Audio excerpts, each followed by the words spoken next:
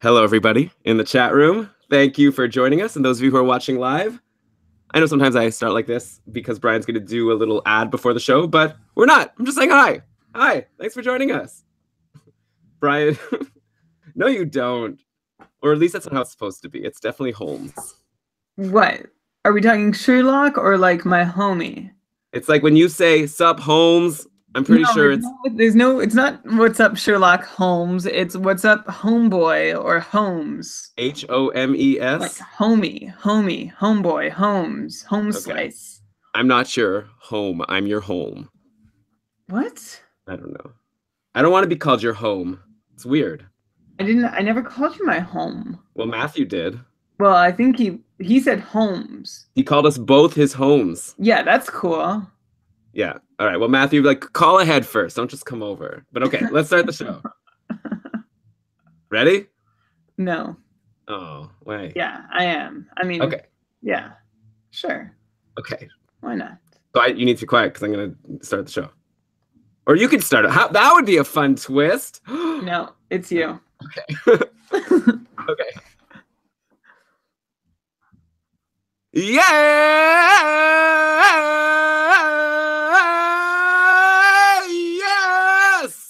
Thank you, everybody, for joining us for another episode of the Keeping Karlsson Fantasy Hockey Podcast, the best fantasy hockey podcast in the world, hosted by two guys who own Erik Karlsson in their keeper pools.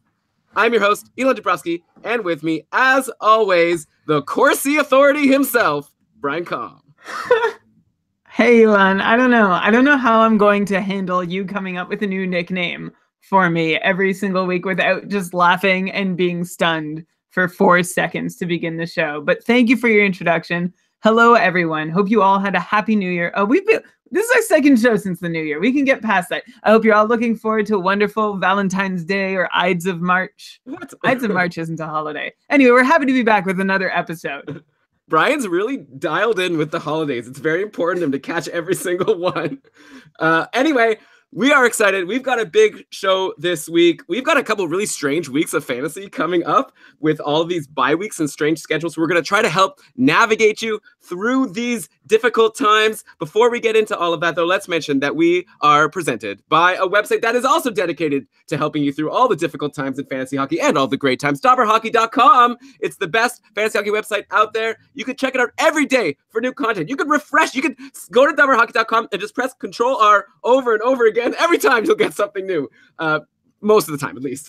New articles all the time, like daily ramblings, just like comparing players. Then you've got all the tools at Frozen Pools. You've got starting goalies, line combinations. Everything you need is there. Dobberhockey.com. Brian, what did you think about this is Dobber Prospects also, and we had a guy from Dobber Prospects. You all know and love him, Cam Robinson, the associate editor of Dobber Prospects, and he's also a bunch of other things. I think he also does stuff for Dobber Hockey, and I always forget. Cam's everywhere. He joined us for a bonus episode last week. It was actually our weekly patron bonus episode, and he joined us to talk about the World Junior Championships and prospects. It was a lot of fun. We decided it was such a good show, we had to make it live for everyone. So anyone who wants access to that amazing show we did with Cam Robinson answering the questions of our patrons, they could just check out keepingkarlsson.com/patron. I know usually when I say that, it means we're asking you to donate to the show and give us money. No, just check out keepingkarlsson.com/patron. Go to posts. It's there for free. Check it out. It was a great interview. But Brian, how about we get started with this week's show?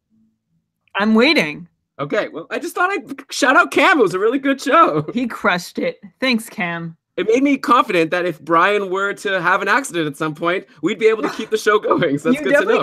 You definitely could have just said if Brian needed to step away from the podcast or took a break or not the worst case scenario that I'm incapable of hosting. I'm really glad that your anxieties about my incapacity to host the podcast are made better thanks to Cam's wonderful performance. I'm nervous about you. I don't think you're going to walk away from me, but I can't help you from if you're going to ride your bike without a helmet or something like that. Okay. Oh my gosh. Let's start. I didn't say a deadly accident. Just break your leg. You can't do the podcast for a little while because you're in the hospital. If my leg was broken, I could do the podcast. Not if you're in the hospital. I'd have more time to do the podcast. You'd have bad sound quality. Okay. I'd be in the hospital for 2 days. Okay, let's go. Bye weeks. Not even. Let's talk about the schedule. They just put the cast on, don't they? All right, so most people play in weekly leagues, which means that you have to navigate through a very strange upcoming week, and actually 2 weeks. So next week, we've got a few teams playing a lot, like Carolina, Calgary, Chicago, Minnesota. They're playing 4 times. Then we've got a bunch of teams playing 3 times, and actually not a bunch, just like a couple, like Columbus and Washington are a couple noteworthy ones because they play 3 games early in the week. So those are teams you want to stock up on, guys, for, because there's also a bunch of teams that only play once.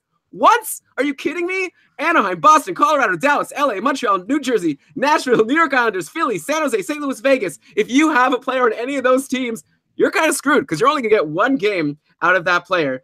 So, Brian, we have to talk about some strategies here. Maybe there's different things people can do. Obviously, if you have, Sidney Crosby, he's on Pittsburgh. They play twice, at least. Let me pick a team like LA. You have Kopitar. You're not going to drop Kopitar. There's nothing you could do. You just have to suck it up. Maybe you could have gotten lucky and had an injury to one of your players, like, cat the flu today or tomorrow, and then they could go on the IR and you could stash them. That would be nice. But for most people, you have to hang on. But maybe there's some players that you can drop or figure out a way to win this week, even if you have a tough schedule. So, Brian, how about we start the show by just discussing general strategies? Like, what are you planning to do to navigate this bye week in your leagues? And then I have some things to do. Why don't you start?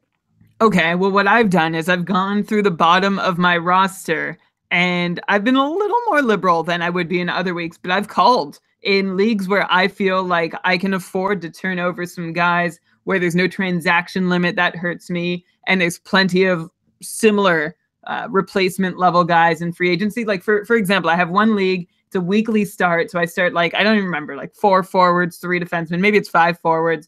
If I have somebody not in my group of top 5 or 6 forwards, I have a bench of 4 others. Those guys are gone. So I can cycle in someone who's actually going to get some games played in for me this week. So this is one of my biggest roster turnover weeks for sure.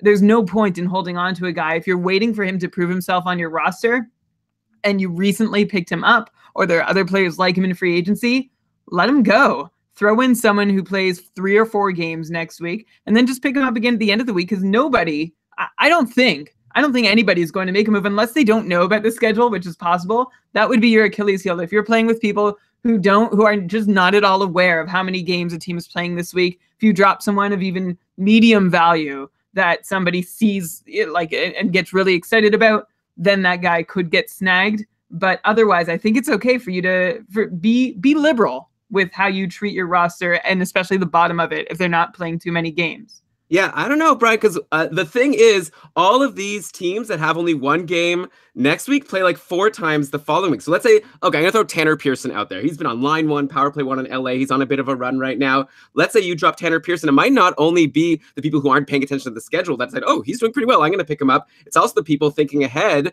If there's one person in your league that's maybe doing well in their matchup, or maybe they don't even care about this matchup. Maybe they're in first place, second place. They're okay with giving up a week to pick up a good player. So it is a bit risky to drop someone. And I guess we'll have to go through each player. Like a guy like Tanner Pearson, it depends a lot on if he's the type of person that you weren't expecting to keep on your team for more than a couple of weeks anyways. But yeah, just keep in mind, there's next week is tough. And then the following week is also tough because all the teams playing 4 times are going to play 1 time in the next week and vice versa for the most part. It also depends on where you are in your standing and what your format is. So if you are sitting pretty right now in your league and you have a bunch of guys playing 1 game and you kind of like them and you're not sure, and there's really no big difference as to whether you win or lose this week or what 2 or 3 extra games played are going to do for you, then you have the luxury of standing pat with your guys and then trying to pick off others as they get dropped by people cycling out for more games played. Could be a real benefit to you later in the week, especially if people start panicking.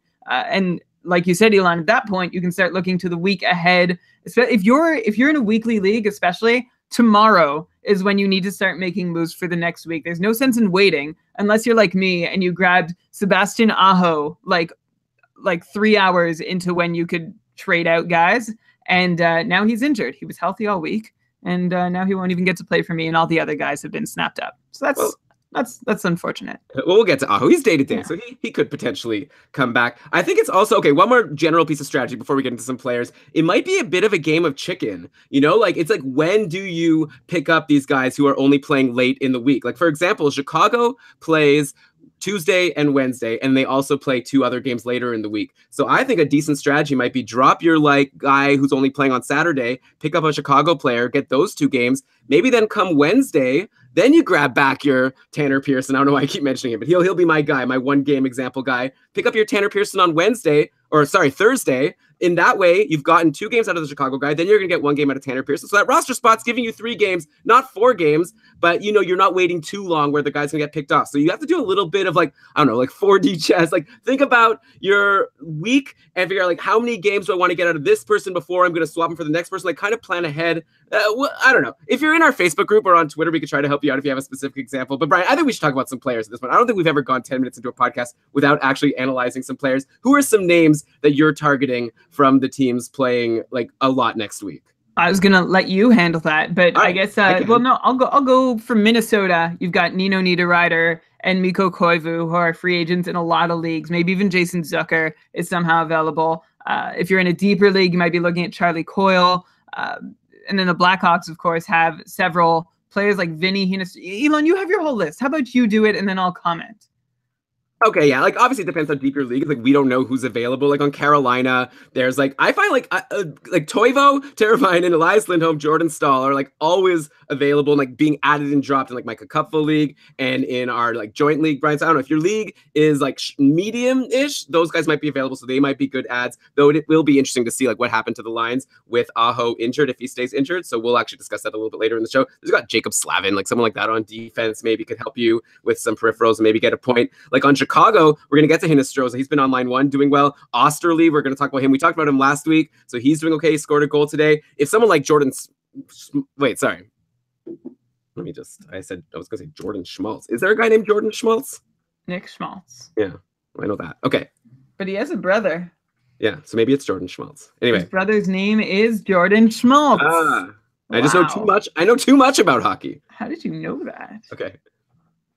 Like, if someone like Nick Schmaltz is available, like he should have been added a long time ago. Anyways, like definitely grab him. He's like a solid fixture on the Patrick Kane line. Like Calgary, I was saying last week, I really like Backlund on line 1 and power play 1, or I guess not line 1, but top power play and on a really good line. Minnesota, you've already said a few. And Minnesota, here's a trick. Because it might be tough for you to meet your minimum goalie starts. If you have, let's say, Jonathan Quick and Semyon Varlamov, like especially if you have an injured goalie like Varlamov, a lot of these goalies only playing once, might be tough for you to hit your minimum if it's 2 or 3. Take a look at Alex Stalock. Minnesota is the only team that has 2 back-to-backs during the week. So it's possible Stalock will play 2 games next week, and that could be really good. And we talked about last week when Dubnyk came back, like Stalock did pretty well in Dubnyk's absence, so he could be really good and potentially give you 2 starts. Then you got Columbus, who plays not 4 games, but 3 games early. So I like the strategy if you could pick up a Columbus guy, get his like 3 games from Monday to Friday, and then you could drop him for someone else on the weekend. So you could potentially get 4 games out of that roster spot, maybe even 5 if you're really smart about it. You've got like Nick Foligno, Bjorkstrand, those are sometimes available for Columbus. Washington, like Niskanen is back from his injury, so he might be good on defense if you want some peripherals. So those are some names that come to mind. Brian, we're going to get through a lot of players in this show, and specifically we're going to go through a cold streak section where I'm going to be asking about players about like, is it time where it's okay to drop them, especially if you have a bad schedule? Did you mention Calgary at all, Elon? Yeah, I said Backlund. Okay.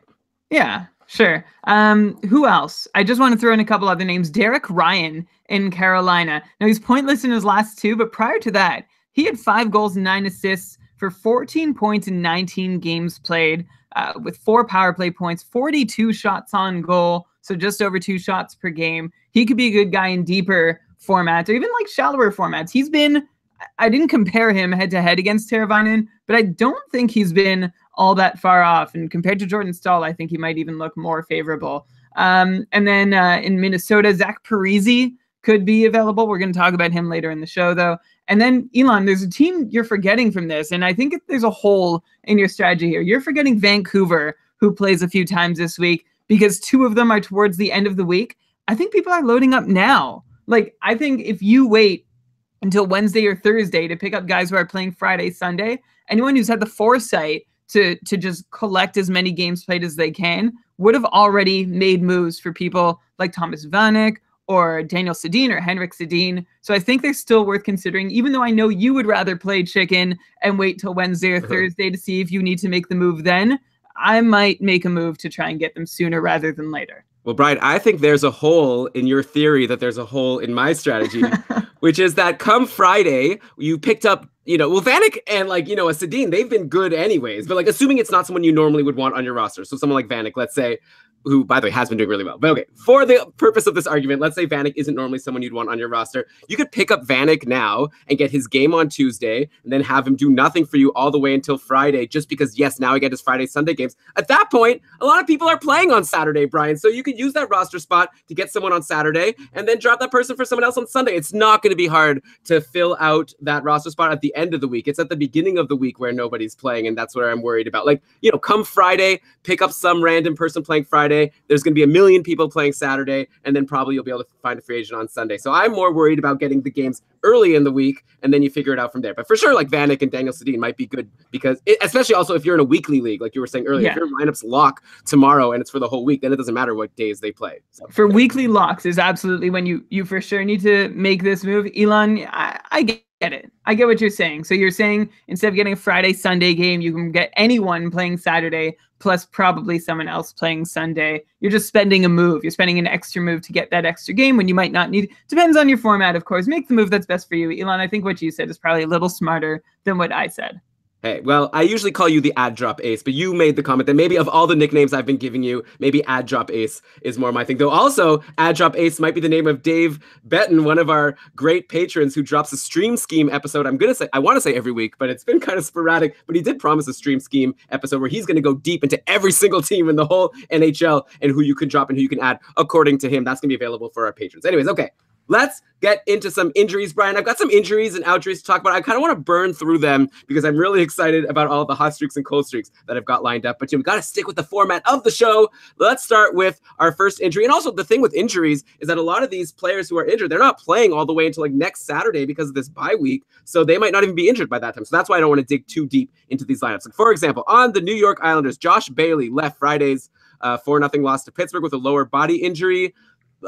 He's day-to-day. They haven't given a timetable for when he'll be back, so hopefully it'll be by next week, but there's no way to know. And this is a huge loss for his fantasy owners and of course for the Islanders. He's up to 50 points in 42 games on the year. He got hot, I'm talking about Bailey, when he bumped Jordan Eberle from line 1 and power play 1, and he never cooled off. The season started, Bailey was a nobody, Eberle wasn't doing so well or whatever. They decided to put Bailey there, and ever since then Bailey's been getting points pretty much every game. So with him injured, it's always very important to look at who got the spot on line 1, who got the spot on power play 1. Today, it was Alan Quine playing on line 1 with Anders Lee and John Tavares. And then Jordan Eberle got back on the top power play. So those are two guys that's maybe had a bit of increased value. Also, by the way, Andrew Ladd is injured, and Anthony Beauvillier took Ladd's spot on line 2 with Barzal and Eberle. So, Brian, I guess the big question to you is who is Alan Quine? Because he's the one person I would consider adding if he's going to be playing with Lee and with John Tavares, if that happens to happen for an extended period.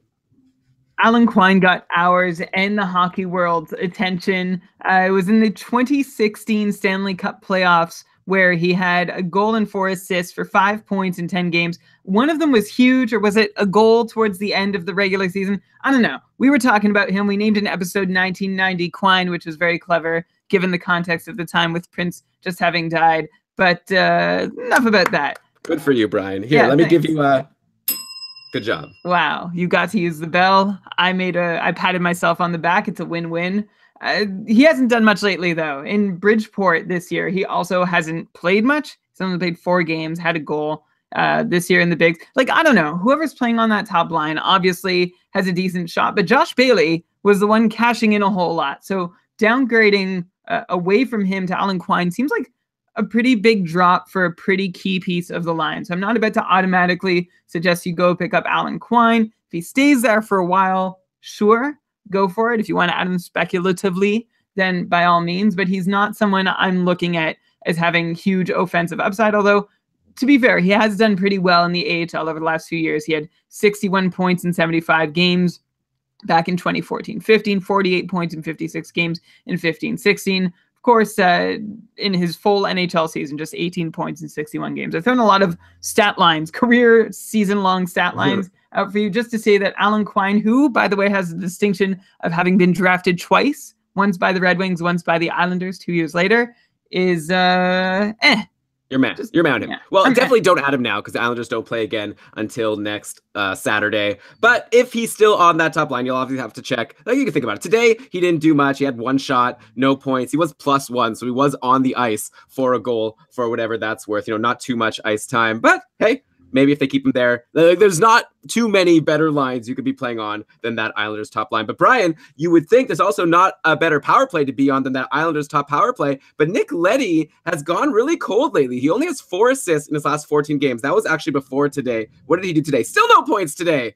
4 blocks, though, for my opponent in the couple actually really hurt me. I think it's going to cost me the blocks category. But regardless, Nick Leddy, really cold right now. So that makes it 4 assists in his last 15 games. Before that, he had 24 points in 28 games to start the year. So he was just on fire and now completely cold. And that's actually going to be a common pattern that we're going to see with a lot of the players I plan on bringing up today. And, to make it more concerning, the Islanders, they generally score a lot of goals, but they had a lot of 2 or less goal games in their last 5 games or so. They scored a lot of goals today, so maybe that's a silly thing. But I don't know if maybe the Islanders are scoring less or if it's just Nick Leddy. He's been on power play 1 this whole time, but nothing's happening. Do you expect Leddy to get back to his pace from before, or is he maybe just a 40-point guy that went on a hot run at the end of last season, then at the start of this one? Because aside from that run at the end of last year, then going into the start of this year, he's generally never been more than someone you could expect a half a point per game from. Well, the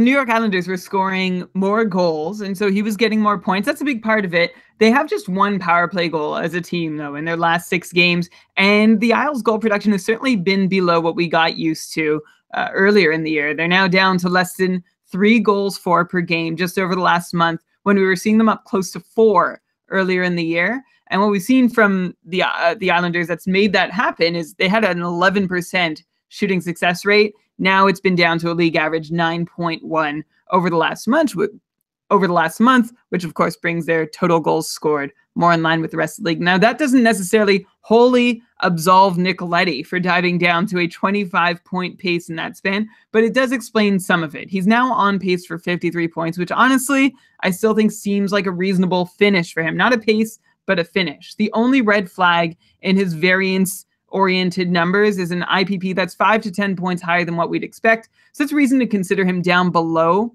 50 points, but not all the way down to 40. The guy had 46 points last year, and he should be able to manage that pace again through the rest of the year. So I'm not quitting on Nick Leddy. I'm going to keep calling him Steady Leddy for 45 points, or maybe a couple more. Yeah, well, again, he did have 46 points last year, but it was buoyed by a really strong finish from what I recall. So I just am a little bit concerned that maybe he's inconsistent. But yeah, I think that's fair to expect. Definitely, if he were to end up the season with 40 points, that would mean he'd have to go on a 20 or 30-point pace moving forward. So yeah, if he could go on a 40-point pace for the rest of this year, then that would probably land him around 50, which is exactly what you said. And so, Brian, but going in now to this bye week where the Islanders don't play until Saturday, if someone's in a shallowish league, let's say a league, we've had a lot of people mentioning that Jared Spurgeon is available in their leagues. He's another top power play guy who for some reason no one wants to own, even though I think he's a pretty solid option. And Minnesota plays 4 times next week. Would you, let's say in your weekly league, would you consider dropping Leddy for someone like Spurgeon, get 4 games instead of 1 game, but potentially lose Leddy for the season? I think I'd make that switch. Spurgeon also has good peripheral, so it depends what your league counts. That is absolute, that's not even a huge step down. So help yourself for the next week and hope, hey, maybe everyone's going to look at Nick Leddy, see he's done nothing lately, so he only plays once, and leave him be, so you get to make that choice going into next week. I don't think it's a terrible swap if you really need to make a big move for next week, if you really need to win. And even if you don't, it could be worth your while just to stream out. If a guy like Jared Spurgeon is available, it seems likely that Leddy will at least last a little while in free agency. Yeah, you could even drop Leddy for Spurgeon. Waivers is usually a couple days, maybe by Wednesday morning or Thursday morning, you grab Leddy back and have him for a Saturday game, and then all of the following week, where I think they play 4 times. Okay, next injury, Jake Muzzin was a game time decision yesterday, but then was put on IR, so I don't know what that means. I'd imagine he'll be back next Saturday. This is the kind of nice opportunity where you get to stash Jake Muzzin in IR, and you don't have to worry that he's actually injured because he was almost going to play yesterday. I wish all of my players who are playing once would just get IR designation like that, but doesn't happen. Happens happened to the Muzzin owners. I basically wanted to bring him up, though, because I wanted to talk about Alec Martinez, who's actually already been getting top power play time, even when Muzzin was in the lineup. Yesterday, LA went a bit wonky. They ended up just having Drew Doughty. They've always been a team that has had 2 defensemen on the top power play. Yesterday, they switched it up. They had Brown, Kopitar, Pearson, Toffoli, and Doughty on power play 1. So that would be bad news for Martinez or Jake Muzzin, I'd imagine, moving forward. But Brian, we haven't talked much about Alec Martinez. He's been on the top power play for a while now, but he only has 12 points in 39 games to show for it. So he's very far off track from his 39 points that he had last year. He's still blocking a ton, so he's not like completely useless. But do you think Alec Martinez just sort of had a lucky year last year and he's never going to be able to meet that 39 points again? Or is he a really good potential second half bounce back candidate? Like maybe if now he might get dropped just because of this week's schedule. And I feel like someone who's been on the top power play plus gets you these blocks, he's someone that could be good. He was actually dropped in my Cupful division earlier in this week, and I really wanted to add him, but I'd already used my 4 moves, and then he got added today by someone else. I would say the real Alec Martinez is probably in like the 30, maybe 35 point range rather than 39. And with power play time, I imagine he's got a shot at least bouncing back to 30 if he can keep his spot on getting in on power play 1 every now and then. Except we know the Kings, like they always have 2 guys back there, but sometimes it changes randomly and without notice, which is what we've just seen. As for going back to projecting Martinez, the 35 points, just to be clear, that's still like the highest I'd comfortably expect if everything breaks right. He can get back to 39 if everything breaks right, and then some more on top of that. Okay. And then I was bringing up Tanner Pearson a lot lately. So that's mentioned. So basically, if Pearson and Toffoli are both on the top power play, that's great for both of them. Toffoli's probably already owned in most leagues, but Tanner Pearson may not be. And he's really intriguing to me right now because he's also been on line 1 with Andrei Kopitar and Dustin Brown. I kind of like Tanner Pearson's spot on the roster better than Tyler Toffoli's. He was cold for a while, but he got an assist on Tuesday versus Edmonton, 2 goals and an assist versus Calgary on Thursday. Then he had another assist yesterday versus Nashville. Maybe he's not someone to jump on right now with that bye week, but he's on my radar for the following weeks and for the rest of the season, especially in this spot. Do you concur? Yeah, both these guys, Toffoli and Pearson, are always on my radar. Pearson has been one of the more regularly rewarding streamers of the last couple of years. Someone who, if you catch him on a hot run, he might be able to keep it up for a little while, and he's certainly now in a position to succeed. Also, getting ahead of ourselves a little bit here, but a good place to update that Jeff Carter is now walking without a boot or crutches. Still no real timeline to return, but likely before the season ends, which will, of course, bolster anybody in the LA top 6. Yeah, except for the person he bumps from the top 6, but that's okay. Like, I guess Adrian Kempe will probably, but no one owns him at this point anyways. Okay, next injury. So Semyon Varlamov was injured on Tuesday, and Brian, Jonathan Bernier has come in, and he's been really great in Varlamov's absence. So Bernier let in 2 goals on 23 shots in relief for Varlamov on Tuesday versus Winnipeg. Then he shut out Columbus, stopping 34 on Thursday, and then he stopped 34 of 36 in the big 7-2 romp Colorado made over Minnesota yesterday. So don't look now, but Jonathan Bernier is looking good. Like Varlamov's looking good. Like Colorado actually is a really good team. Like, I don't know if people are realizing, apparently they've already beaten their number of wins from last year, and we're only like halfway through the season. They're 22, 16, and 3. They're right in the hunt for a wild card spot in the West. So Brian, should people consider adding Bernier now, or at least as Saturday approaches, if Varlamov still appears to be injured? Like, I feel like when Varlamov got injured, I was thinking, I'm not going to add Bernier. Like, I don't want to risk my stats. But this point, like, Colorado seems like a team that has a good shot to win most days, and Bernier is on a bit of a run right now. Tough to add him now with this bye week coming up, but also if you know how Varlamov goes, like he might be back Saturday and be fine, or this could be like one of those groin injuries that lingers, and who knows how long he'll be out. Yeah, we heard that he was day-to-day, which is why nobody rushed to grab Jonathan Bernier, and it was kind of a surprise to hear that he was going to be out for any longer than day-to-day. We initially found out he was day-to-day back on, well, the night of January 2nd. It's now January 7th. We've heard nothing, which is, I don't know if it's concerning or not. But in the meantime, if you've got room for a goalie, why not try Jonathan Bernier? Colorado's flying pretty high. They're rocking the league's 2nd highest all-situation shooting percentage, so they're probably scoring a little more than they should, more so on the power play. But also, like, I don't think they should be docked a whole ton of goals from that shooting percentage. Their place in the standings last year was also a little misleading. We called the Avs a mess because we didn't know whether to attribute their troubles to poor team management or just straight up variance. And now that they're showing that they can succeed this year, maybe we can retroactively attribute Colorado's struggles last year more to variance, since they seem to be capable of taking advantage of things breaking more their way. And that's why, yeah, I'll take their goalie. Just be cautious because, well, they don't exactly have a rock steady decor. And Jonathan Bernier has also been known to have done this. And Jonathan Bernier has also been known to do this sort of thing before, where he comes in, plays well for a few games, you know, like spits in the face of everyone who is like, forget it. Like, I'm not going to risk starting Jonathan Bernier. He rolls like 3 shutouts and then the bottom falls out. So just be aware of that. Right, yeah. Pay attention to who they'll be playing when you decide to pick them up, I guess. But yeah, maybe one of the reasons why Colorado's doing better this year, Mikko Rantanen is a year older. He's been so good. Like, Rantanen and McKinnon, like, I don't even have much of a question for you about these guys. We just gotta, okay, let's give these guys credit one more time. Like, McKinnon had a goal and 2 assists yesterday, brought him to 52 points in 41 games. Rantanen has put up 3 straight multi-point games. He's up to 41 points in 41 games. Is it fair for me to predict at this point that McKinnon is going to be like over a point per game and Rantanen can be expected to be like a 70-75 point guy at least? Like, or do you expect any, like, I guess you just said that you see some more goals than maybe they should have had. Like, do you expect these guys to regress? Like, I feel like if you think that Rantanen and McKinnon are going to be a lot lower than they are now, then now would be the time to trade them, because their value has never been this high. It's crazy. They're even getting all these points recently with Tyson Barrie injured. You would have thought that would have hurt at least their power play, but nope, like, they're both rolling like crazy. They don't care. Nathan McKinnon is on a 104-point pace. So he has 52 points already, which means he's already beaten his sophomore season. He's matched his production from 2 seasons ago and is 1 point away from equaling his 82 game total from last year. So in other words, he's about to lock in his 2nd most productive season ever with nearly 40 games to spare. The good news about that is that, well, if you have him on your team, congratulations. He's been amazing. And he and his teammates have been legitimately more dangerous at even strength and on the power play than previously.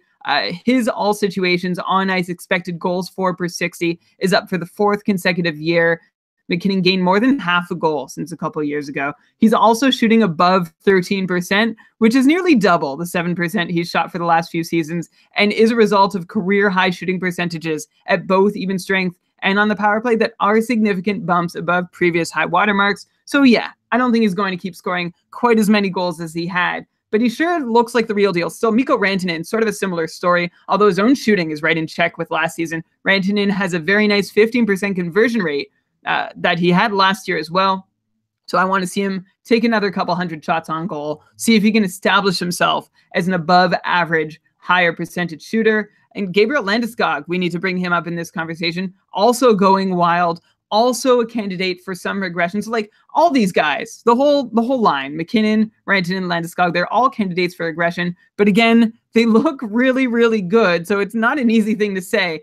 This isn't a line of guys who are totally lucking their way into some temporary scoring. Rest of the way, 41 games, I'd be setting my sights on about a point per game for McKinnon and mid-30. And point totals in the mid-30s for the other 2. That's for 41 games. I'm not talking pace, obviously.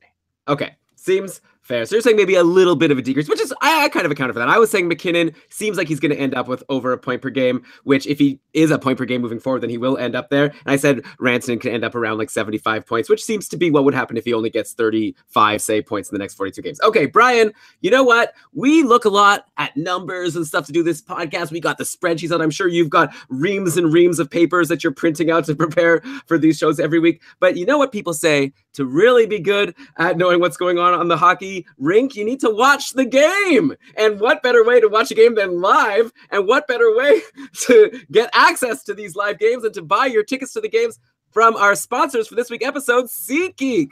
Guys, you know how annoying it is to sometimes buy tickets for sporting events and concerts. You go to the site, you put in the ticket, like, oh, it's only $100. That's not so bad. Then all of a sudden, when you get to checkout, you see like a million fees and extras. All of a sudden, it's like $200. Like, you're like, wow, why does that have to be so complicated? Why can't you just tell me the price? Well, guess what? There is a better way to buy with SeatGeek. They're the smartest, easiest way to buy tickets to every type of live event. Whether you're searching for a last-minute deal, planning a night out, or need to find the perfect gift, SeatGeek helps you find the best seats at the best price price is fully guaranteed. There's nothing quite like seeing your favorite team or musician in person, and SeatGeek will get you closer to the action for a great value. And Brian, if that's not enough, if this great experience, ticket buying experience, isn't enough to convince you and the great values you'll be able to find, how about we throw out another offer to the listeners of Keeping Karlsson? Yeah, if you're on the fence about trying SeatGeek, how about this? From listening to our show, you get $20 off your first SeatGeek purchase. Just like that, you've earned $20. Just download the SeatGeek app, enter the promo code KEEPING. That's promo code KEEPING for $20 off your first SeatGeek purchase. Be a geek. Buy a seat. You're welcome. By the way, Brian, I don't think if you listen to any other podcast that promotes SeatGeek, they don't get that $20. That's only from our podcast. That's what I've heard. It's a rumor I've heard. Anyways, okay, let's go to our next goalie injury. Apparently, Jimmy Howard is hurt for Detroit. Again, he could be back by next weekend. He's day-to-day with a lower body injury. Mrazek getting the start tonight versus Tampa Bay. Brian, do you know who's starting for Tampa Bay tonight? Well, now I just want to look. Why don't you guess? Do you know who their backup... Kristers Gudlevskis. It is not Kristers Gudlevskis. So Budai is injured. Take another guess. You're never going to guess. Now I've already looked, and I remember that Louis Domingue was sent over to Tampa recently, and he's playing. Is this his first game as a member of the Lightning? Yeah, I actually saw that Louis Domingue was playing. I saw like a notification because I subscribed to the goalie post notifications. I was like, wait a minute, Ranta's not playing? Why not? And I was like, oh wait, yeah, Louis Domingue isn't on Arizona anymore. He's on Tampa Bay. What a game. Domingue versus Mrazek. These are two goalies who I don't have much faith in, but one of them is going to get the win. But anyways, I was talking about Detroit and Mrazek. So Mrazek's going to get the start. Do you still think he's a good goalie? Or are you over that now? I remember going into this season and like last year for sure, you're like, Mrazek's a good goalie. Detroit doesn't know what they're doing. Like, but he's been so bad. He's been like Eddie Lack bad. He's got an .892 save percentage in 11 games on the year so far. Before his 6-3 win over the Islanders in his last appearance, which was like 3 weeks ago, he had a sub .875 save percentage for 5 straight games. 4 of those games, he didn't even play the whole game. He either came in late or he got pulled himself. Like, he's been so bad. So what do you think about Peter Mrazek at this point? Like, if Jimmy Howard is out for, let's say, a couple of weeks, would you be grabbing Peter Mrazek and expecting him to, like, potentially wrestle the job away? Or does he just completely suck and you can't trust him for even one game? First off, while I have been a believer in Peter Mrazek's talent, it's been a while since I've really expected things to pan out. Remember hashtag Tier 5 Mrazek, which was very controversial at the time, and then turned it out to be a reasonable... Do I have that right? Do I have our own podcast history correct? Yeah, except it wasn't reasonable. It was too high. He should have been lower. It should have been like 2.7. Well, I took a lot of heat for having him that low. So at the time, I guess. But no, I'm kind of over Peter Mrazek. Would love to see him get a fresh start. Let's just say that, yeah, he's been lacking the numbers long enough that I've lost confidence in his ability to succeed in Detroit. It'd be very interesting to see what would happen if he got shipped somewhere else, although we did see how that worked out for Eddie Lack, which was not well. So I guess he's got to show me something. Right now, he is beating the Louis Domingue-led Tampa Bay Lightning. No, sorry, he's losing 2-1 because he's given up 2 goals on 12 shots. So that's a bummer. Okay. Yeah. Like, I think that Peter Mrazek will suck on every team. That's my prediction. Like, a lot of people have egg on their face. A lot of people were giving the Vegas Golden Knights a lot of heat for not taking Peter Mrazek when they could have. I don't even know who they took from Detroit. I can't even remember, but whoever they took, didn't matter. Their goaltending is great. Their everything is great. They're amazing. Okay. But I don't want, actually, I do think I'm going to talk about one player on Vegas this week, just to I'm still going to say, like, who did they have? They had they traded for Subban, I'm still going to say, like, I think it would have been a reasonable asset management move to take Mrazek off the Detroit roster because he was the only piece really of value available to them. And maybe he would do better in a different place. I feel like no team should be trusting how Detroit has treated their goalies or other players over the last 5 years. I would have loved to see him get a clean start. I'm not saying it was the smart move to not get him just based on how he's suffering in Detroit. I think he could. Well, I've already made the point. I think he might be able to do well elsewhere. They were clearly thin on goalies when they ended up having to throw Oscar Dansk in there. I think they could have used Mrazek or traded him to another team that would have liked him. Okay, I don't know, Brian. I think that's a silly argument. Like the fact that all their goalies got injured and they have to throw in Oscar Danks, that's not their fault. Like any team that has their top three goalies get injured is going to have a no-name in there. And also, like maybe they were thinking of grabbing Mrazek, then they watched some game tape from last year and were like, oh wait, no, he sucks. But anyway, okay, let's move on. Since we're on Detroit, a lot of buzz right now about Andreas Athanasiou. He scored twice against Ottawa on Wednesday. That's why I feel like a lot of our patrons were talking about him. Got a lot of Ottawa fans there. So yeah, he scored twice against Ottawa. He followed that up with a goal and an assist versus Florida on Friday. So that makes 4 goals and 1 assist in his last 4 games, 21 shots in that span. So Athanasiou has been throwing a lot of shots on net. I watched some of that game against the Sens. The commentators were obsessed with how fast he is. He's like, he's so fast. Like he's even too fast for his own self. Like by the time he gets to the net, he hasn't even shot yet. But anyway, yeah, they loved him. In the last game, he was playing with Larkin and Tatar on line 2, and he's also on the second power play. So a nice upgrade. I remember Athanasiou was on line 4 for a little bit. Do you think he's worth a look after the bye week? You know, late in the week, you could grab him, get the Saturday game, and then get 4 games the following week. Is he someone that's interesting you, or do you feel the same way about him as you did about Tyler Bertuzzi last week, where you were just like, Red Wings, who knows? Some will be good, some will be bad. Never a way to predict it. No, I think I'm more interested in Athanasiou, although Bertuzzi did get an assist today. But I do prefer Athanasiou. Although Bertuzzi is playing with, this is like an on one hand, on the other hand situation. Bertuzzi is playing with Nyquist and Zetterberg. Yeah, so that's pretty good. That's a good spot to be. That's a good place to rack up assists if you are lucky enough to be on the ice while the Detroit Red Wings score. In Athanasiou's first 26 games this year, he'd only seen more than 19 minutes in a game 2 times. He's now hit that mark, well, before tonight, I haven't checked, but he, going into tonight, had hit that mark in 4 consecutive games, which has helped him take 21 shots in the last 4. Should he have scored 4 times on them? No, he shouldn't have scored that many times.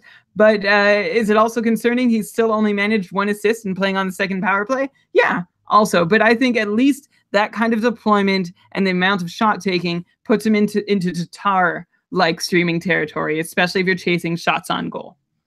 Okay, that's fair. Yeah, always tough with the Detroit guys. A lot of guys available. By the way, Brian, today, Nyquist with a goal assisted by Bertuzzi and Zetterberg. So anyone who picked up Bertuzzi after listening to us talk about him last week, there you go. You got yourself an assist. Enjoy it. But probably you could drop him now going into the bye week. Brian, what about like other Red Wings? Like Mike Green is another guy I wanted to ask you about. We're going to have a bunch of defense. So we already talked about Leddy. Mike Green, 3 assists in his last 3 games, but overall, not much going on with him. Is he the type of guy you'd be holding through the bye week to only get 1 game at the end of the week? Or do you feel like at this point, he's probably not someone you could rely on? And if there's someone even slightly similar in free agency, then you could probably let him go. It's all about if there's someone slightly similar in free agency. If the next best option in free agency has 30-point upside, then you hold Mike Green. If the next best guy is 40-point upside, then you could probably swap him out. Are you going to ask me the question that I'm waiting for you to ask me, which is there any other Red Wing I'd hold during the bye week? Yeah, who would you hold aside from Zetterberg? I'll mention I was gonna call Anthony Mantha a snoozer. Actually, he was benched for a game and then he was demoted to line 4, but somehow he actually has a point in each of his last 2 games. I don't expect that to last. Definitely don't hold Anthony Mantha at this point. But Brian, who do you like on the Red Wings as someone you would hold with only 1 game next week aside from Zetterberg? Well, Dylan Larkin is on a 70-point pace, a 5-game point streak, has 11 points in that point streak. Oh, sorry. Well, Dylan Larkin is on a 70-point pace, a 5-game point streak, and in his last 10 games has 11 points and is averaging 3 shots per game. So I think he's probably worth holding on to over the bye week. Gustav Nyquist is on the fence. You know, he's only on about a 0.5 point per game pace on the season, but he's also taking 3 shots steadily and has, well, now 7 points in his last 9 games, including his goal in his last 9 games, including his goal tonight. I'm less compelled to hold Nyquist than Larkin, but he's still worth considering.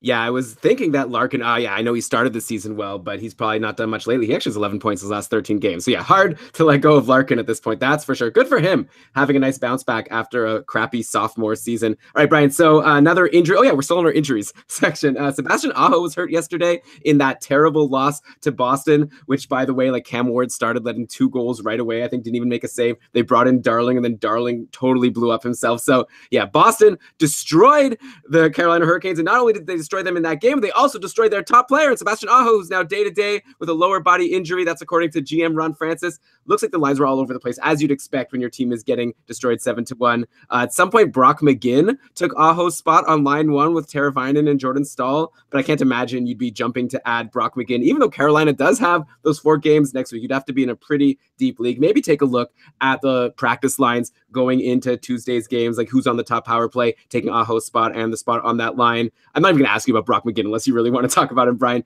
I wanted to mention, though, Sebastian Aho himself, he's on a really nice roll lately. Why don't you say I wanted to mention, though, again? That came off pretty bad. Okay. Maybe I'll even take a drink of water. Wow.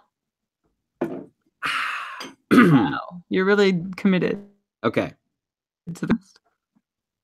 Hello? Yeah. Okay. Sorry, I didn't hear you. Okay. Wait, so what did I say? Well, now I don't remember. I wanted to mention again. All right, well, yeah, I wanted to mention that, maybe. Okay. It's hard to say. Got really distracted by the water. Okay. Since we're on Carolina, I wanted to mention, speaking of... But yeah, speaking of Aho, like I did want to mention, he's been on a really nice roll lately. He had 2 goals and 1 assist versus Pittsburgh on Thursday. He actually has 10 points in his last 9 games. He's up to 33 points in 43 games on the season, which is a 63-point pace. Brian, at the start of the year, he was doing nothing. A lot of people were really disappointed in him. I think he was dropped in a lot of leagues. But at this point, 63-point pace, that's what we were expecting. He's right on pace with our expectations, which is hard to believe considering how disappointed everyone was in him. Would you take the over or the under for him ending up with 6? Well, I guess now he's injured, but like his point pace moving forward being 63 points. You think he'll be able to keep this up and maybe do better, or do you expect him more likely to do worse? How Sebastian Aho has found his way to a 63-point pace is unbelievable. I can crop 2 short runs this season, totaling 17 games, so 40% of the games he's played, and come away with 73% of his total points scored. That means like 3/4 of his production has come in like selected, like 2 different short, like one was a 1-week run, another was a 2-week run. That's maddening, especially in a head-to-head format, especially in other formats where I have personally stayed with him too long in dry spells and added him too late in hot runs. And of course, I added him for this upcoming bye week, as I mentioned, and now he's hurt. Oh, and last week's crazy run came while my cupful opponent had him. So he is probably one of my most personally frustrating players this year. Anyway, I will take the under on a Sebastian Aho can keep up a 63-point pace the rest of the way. Look, he scored 6 times on 23 shots in this most recent explosion. I'm just going to stick, as I have all year, with my 55-point expectation from him, 60 if things go really well. Okay, I guess we'll see. Like at the end of the day, he is like getting the top ice time, top power play. Like if Carolina's going to score a lot of goals, then Aho's probably going to get in on a lot of them. So kind of depends if they can keep up their scoring. Doesn't matter though how many goals they score. They're still going to lose because their goaltending has been so bad. Like Scott Darling, bad luck to anyone who had them on their roster yesterday. Even though Ward started, sometimes maybe you just don't realize like whatever. I don't even have to think about whether or not I should put him in since he's not starting anyways. You left him in your roster. He gave you 5 goals against on 28 shots. He's down to an .893 save percentage on the season. Like I think we've already talked about this, but like at this point, if you still own Scott Darling, just like why? Like I don't know. I feel like no. Brian, you can tell me if you still have some faith in him. Like this has been a season of a lot of goalie busts. A lot of people who drafted Matt Murray or Cam Talbot or whatever. There's a lot of names of people who are really disappointed that they drafted these goalies so high. I feel like Scott Darling has got to be the biggest bust of the season in terms of goalies that we thought would be undisputed starters going into the year and have been terrible.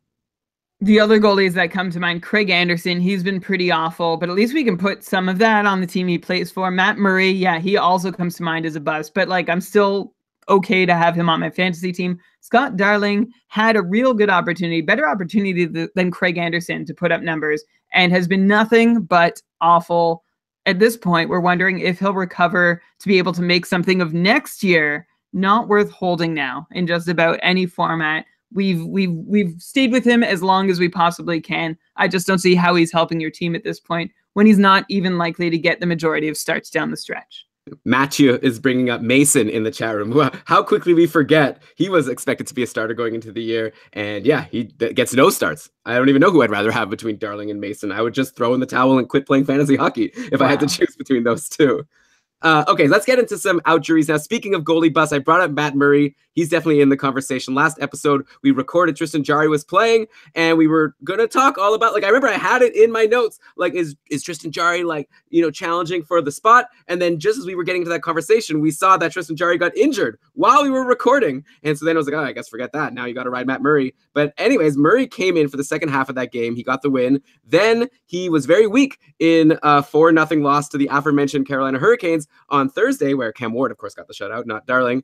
So Murray was bad, and turns out Jarry was just fine, and he played on Friday at the Islanders. He shut them out. Came back from his injury, 31 save shutout.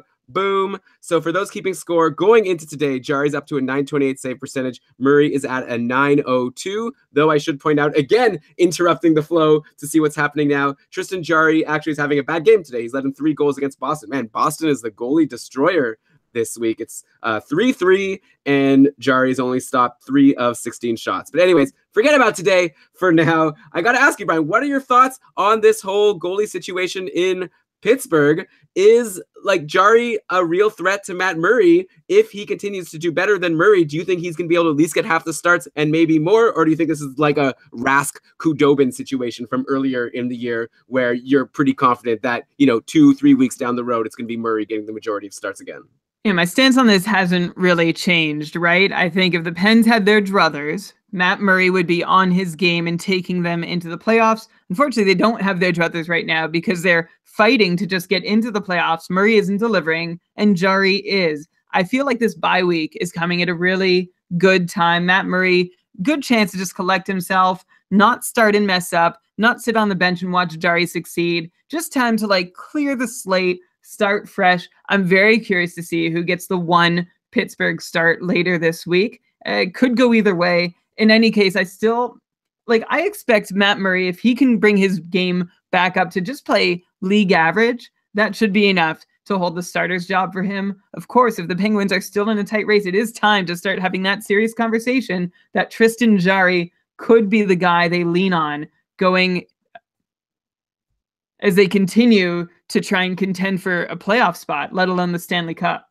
Yeah. Well, Brian, actually, Pittsburgh plays twice next week on Saturday and Sunday. So they'll probably both get a game. So maybe we'll just get some more information in terms of who does better, who does worse in those 2 games. I'm sure they'll both play. Also, I wanted to bring up Daniel Sprong. We brought him up last week, but he'd only played a couple of games and he wasn't doing much. He was only on line 3, but now it's a whole other story. On Friday, he played on line 1 with Crosby and Dominic Simone, and apparently they're together again today. Sprong scored twice and had an assist with 6 shots on goal in that game on Friday. So it seems like a really nice own right now for as long as he stays on that top line. I know this is like a theme of keeping Karlsson ever since we started the show, looking at who's playing with Crosby and wanting to own that guy. I'm actually getting some deja vu right now, though, Brian, of Gensel from last year. He was doing well in the minors. He made a big splash when he came onto the team. I'm talking about Gensel. Then he had a couple games of doing nothing. And I think we did a podcast where we were like, forget about Gensel. He had a good game. He was good in the minors, but he's probably not going to be able to do too much this year. And then we all know how the year ended. He was on the top line. He was getting all these points, went into the playoffs.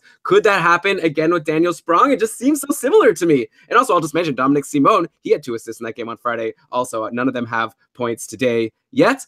But yeah, 2 interesting guys, especially Sprong because he's taking all those shots.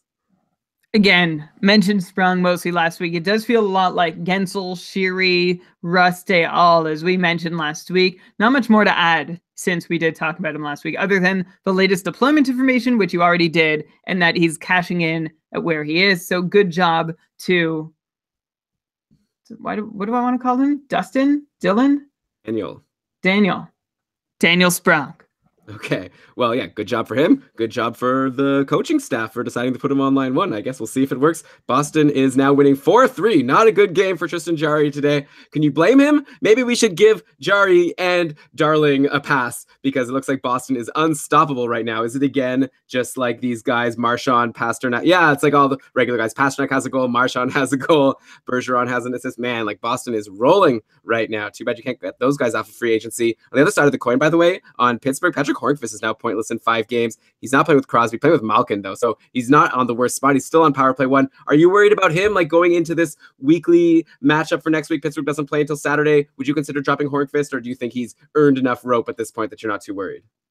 I don't know how much rope he has because he's been cold for like a month now. Just a goal and 3 assists for 4 points in his last 13 games. Hornqvist only has 2 points at even strength, though still has 34 shots and good deployment, and that's what's kept him on a lot of rosters throughout.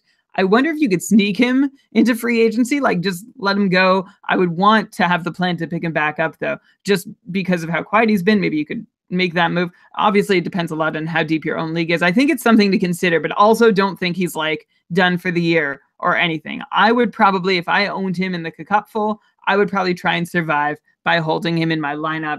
If you have not considered dropping him for any other reason yet, then you probably shouldn't consider dropping him just because he has a lighter week. Okay, yeah, so we are on outjuries still. We never actually talked about Logan Couture returning to the Sharks after missing some time in late December. He went pointless in his first 3 games back, but he then put up 3 assists versus the Sens on Friday, 1 on the power play. I believe he got another power play goal today. Couture now has, this is before today anyways, 29 points in 35 games. That's a 68-point pace, which blows away his output from the last couple of seasons. So, Brett, are we witnessing a Logan Couture resurgence this year, or do you expect him to fall back to his closer to 55, 60-point pace that he had the last couple of seasons? This year, he's close to 70. And part of that, Logan Couture is on pace to set a career high of 33 goals, despite having missed a few games. We have not seen this kind of production from Couture since he put up 67 points back in 2014-15, when that was kind of the norm for him. One feature of that season, and the several very good ones before it, was a shot count for Couture somewhere around 250 shots. And after that 67-point season 3 years ago, his shot count started dipping. Went to a pace just above 200 shots in 15-16, and in his first sub-200 shot pace season in 2016-17. The interesting part is that as his shot counts have dropped the last 2 years, his shooting percentage has risen. And I would love to say that he's just become more selective in his shooting and is, converting on chances. He's figured out the secret after being in the league so long. But I've seen no dramatic reinventions in his shot locations over the last 7 or 8 seasons. So I'm really not sure that he has just become more selective and successful in his shooting. In fact, his expected goals for per 60 has gone down while his shooting percentage has gone up as well. So maybe there's something I'm not detecting here. Maybe there's a secret that I'm not seeing when I watch him play or in his numbers. But based on what I do see in front of me, seeing his shot rates go down, seeing his shot rates go down, seeing his expected goals for go down, I anticipate a regression back to a point pace more in the neighborhood of 55.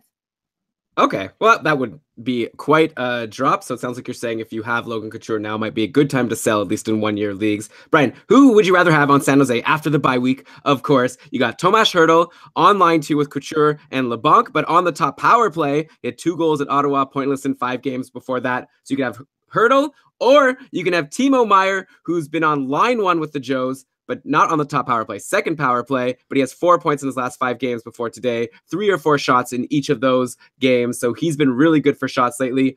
I'm just curious, this is more of a style question. Do you want to get the hot top line, but not top power play shooter in Meier, or would you rather have the top power play, probably more secure situation, but not as hot Tomas Hertl? I'm going to go Timo Meier, who I've gone several times this year and who's never paid off for me, so I'm not sure why I'm still on that train. I drafted Hertl out of the gate, and that didn't work out for me either. I'd really just rather find someone else entirely. All right, Dave wrote, obviously, Hertl in the chat room before you answered Brian. So clearly that's a disagreement. We should continue that conversation on the Facebook group. I think I would maybe go Hertl also just because I'm more confident in him holding that spot. But it depends. If it's like a streamer that you're not planning to hold long term, then it doesn't really matter. You could ride who's hot. And I do like the shots on goal. But Hertl on the top power play does interest me. And he's been there for a while. Okay, let's go to Nino Niederreiter, who's back for the Wild. So we're finally seeing what their lines look like at full capacity. Unfortunately, Minnesota got trounced by Colorado yesterday, so perhaps all the lines will get shaken up, and everything that we saw, yesterday isn't going to last. In Nino Niederreiter's 2 games back, he's been playing with Koivu and Granlund, which is a really good spot to be in. He had a hat trick versus Buffalo on Thursday, but nothing aside from a couple of shots and hits yesterday versus Colorado. The other lines, by the way, were Zucker with Stahl and Ennis, and they got a couple of points. those guys, especially Stahl and Zucker, and then Charlie Coyle with Parisi and Eriksson Ek. So, again, Minnesota's one of those teams that play 4 times next week. So if you think Parisi can maybe pop a goal, get his first of the year, then Charlie Coyle might get the assist there. So he might be someone you want to add in a deep league. By the way, it's also been Parisi, Stahl, Zucker on one power play, and Granlund, Koivu, Niederreiter on another power play with defensemen filling those out. Anyway, I don't know. Not really a question about Minnesota. Just wanted to fill you in. Zach Parisi, by the way. So it's been 3 games now since he's returned. Only 1 assist. He has 9 shots, so 3 shots in each game. Okay, one question, Brian. Who would you prefer between Parisi and Niederreiter for next week and moving forward? Easily Nino Niederreiter. I think he's got the better ceiling for sure. That top line in Minnesota with him, Koivu, and Granlund, often forgotten, often underrated. Keep in mind, both power plays in Minnesota look pretty evenly balanced. So I don't knock a bunch of points off of Niederreiter because he's on the unit that's seeing a little less time lately. Parisi's interesting. If he can do just like what Rick Nash was doing earlier this year, which is put up consistent shots while occasionally cashing in on good deployment opportunities, he can hold value in a lot of formats, but I still don't think he can go quite as high as Nino Niederreiter can. Okay, that's fun. Either of those guys might be available for you in free agency, depending on how deep your league is, since they were both injured recently. So take a look going into this 4-game week. Okay, one more outjury. Corey Perry returned to the Ducks yesterday. It was kind of under the radar. I didn't realize he was going to be back so soon. He had no points in the 3-1 loss, but he got back on line 1 and power play 1 with Getzlaf and Raquel. So a great spot for Corey Perry. Here, I'll give you another comparison. We were high on Ryan Kessler last week. He returned from his injury. I personally would prefer Corey Perry, I think, playing with Getzlaf. I just want whoever's playing with Getzlaf. So I would take Perry over Ryan Kessler. How about you? Points only? Are we talking with Kessler? If you're counting Kessler's peripherals, then definitely Kessler. Yeah, I guess that's true. I guess I was kind of thinking about points and power play points. Maybe actually Kessler's really good with the blocks. I don't know. It's tough, but okay. I'm excited for Corey Perry in this really good spot. This is where Corey Perry can succeed, right? It's when he's playing with Kessler. Is that when he's playing? Sorry, I'm hearing shuffling over there. When he's playing with Getzlaf on line 1 and power play 1. If it was points only, I'm still not sure I'm ready to go with Perry. Kessler's done just fine. He collected 58 and 53 points alongside Cogliano and Silverberg over the last couple of years, mostly keeping up with Perry's totals, who is playing most often with Getzlaf. So I think I would still prefer Ryan Kessler. Perry also is just not looking great this year. Shot rates are down, point pace is meh, on-ice shooting percentage is high, and that's gotten him to here, which isn't still that good. And I get that Getzlaf has been gone and now he's back, but all these numbers still point to a guy in Corey Perry that I'm not sure I trust to hold down a spot on the top line for long. And if he can, I don't even know that he can cash in with it. Okay, that's fair. So, Brian, now we are done with injuries and outjuries, except to say that Dave is giving us breaking news in the chat room that apparently Sam Girard got a shot to the head. Wait, can't be Sam Girard. Is Colorado even playing? Dave, are you giving us some false information here? Yeah, Colorado's not playing. I don't know. Maybe Dan Girardi. Dan Girardi? Oh, well, who cares? I guess he scored tonight on Peter Mrazek. Oh, and also I shouldn't say who cares. That sucks if he got hit in the head. I hope he'll be okay, obviously. Why am I laughing? I'm a bad person. Let's go to cold streaks. Brian, I have a lot of guys who I want to ask you, have they become sustainably bad? Are they going to continue to be bad? Or is this cold streak fleeting and you expect these guys to bounce back? So I've got some high name guys who were drafted pretty early, probably a lot of drafts, but are letting their owners down. We already talked about Nick Leddy earlier. I have a bunch more D I want to run by you. A lot of disappointing D right now. Oliver Ekman-Larsson tops my list. Only 1 assist in his last 16 games and only 36 shots in those 16 games. Normally, he's good for 3 shots a game, or at least that's what we used to expect from him, but he's way down from that. Like I said, basically no points. He's hitting a bit. That's basically all that Oliver Ekman-Larsson is doing for you right now if you own him, is you're getting some hits. If your league doesn't count hits, he's doing nothing.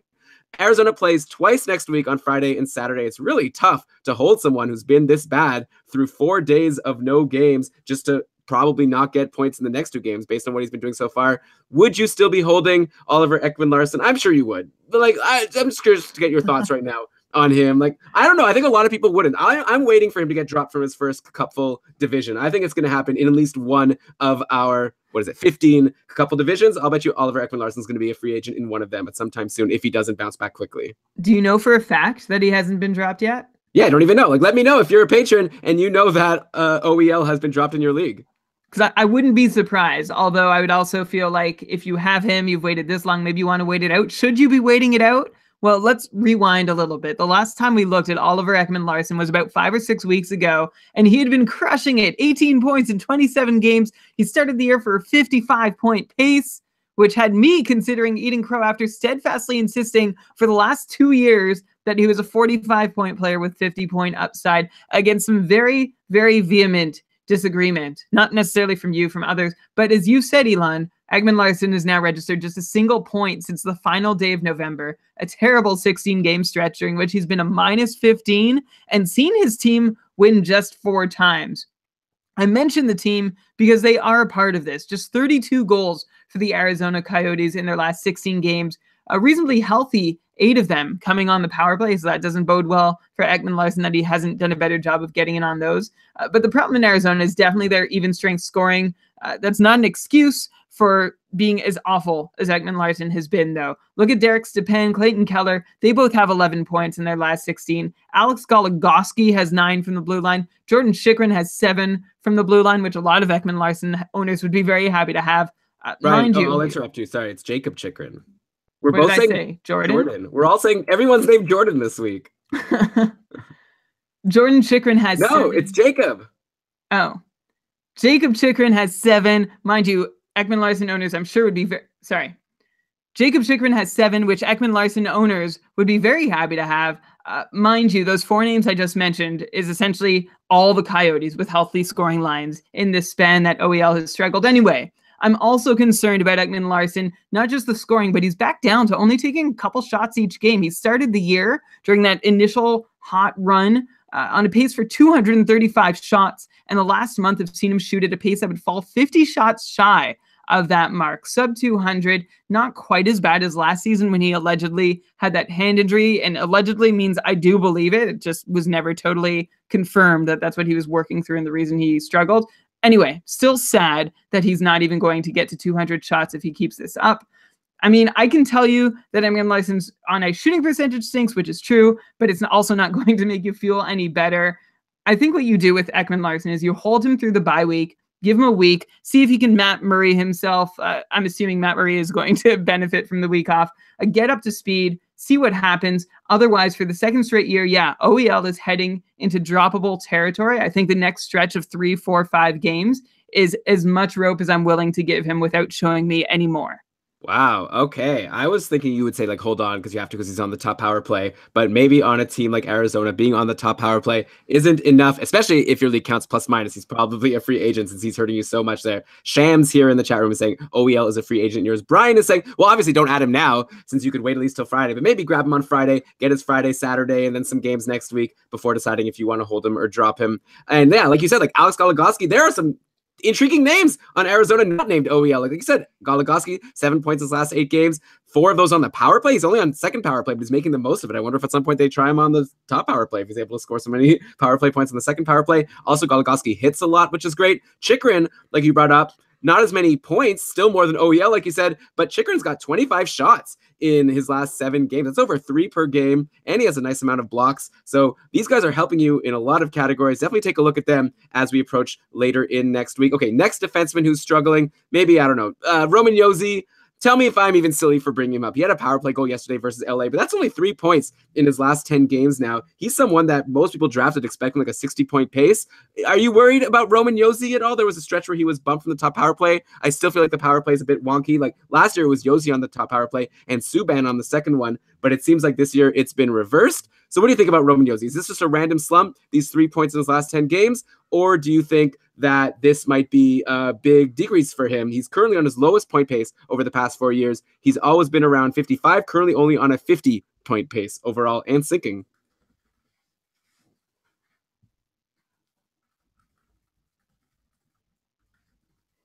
Hello? Hey. Are you still there? Are you just in the chat room? Yeah, sorry. Okay. I'm not too worried about Roman Josi. Looking through his numbers, I'm seeing 0 red flags in the places I'd normally find them. In fact, I'm actually seeing one thing about Roman Josi that I really like, and that's his power play shot attempt rates are through the roof, like nearly double what they've been in the past. Nashville has tweaked their power play, apparently to his benefit, where he gets to take a ton of shots from his spot right above the right faceoff circle. And that's one reason why Roman Josi is on pace for a career high 268 shots. Yeah, the last 10 games or so have not been the greatest.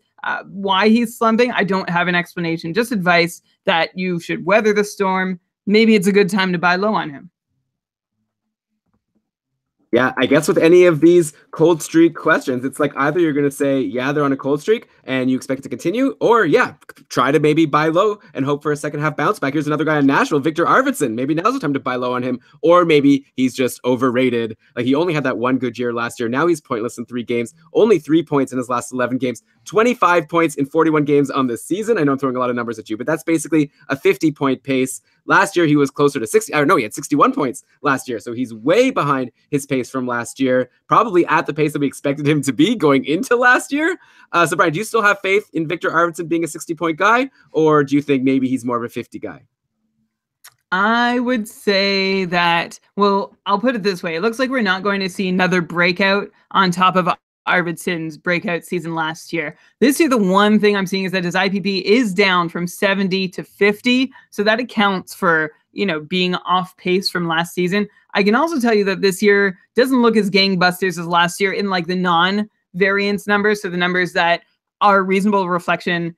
For example, a few small drops in offensively oriented rate stats like shots on goal, shot attempts. That just means that he's not continuing to skyrocket upwards anymore. And a regression in Arvidsson's shooting percentage means that perhaps he shouldn't have quite scored 30 goals last season. If that IPP bounces back, though, I'll still happily have him within reach of a 55-point pace. But that's about as far as I'm willing to go. I'm not going to call another career year for Victor Arvidsson.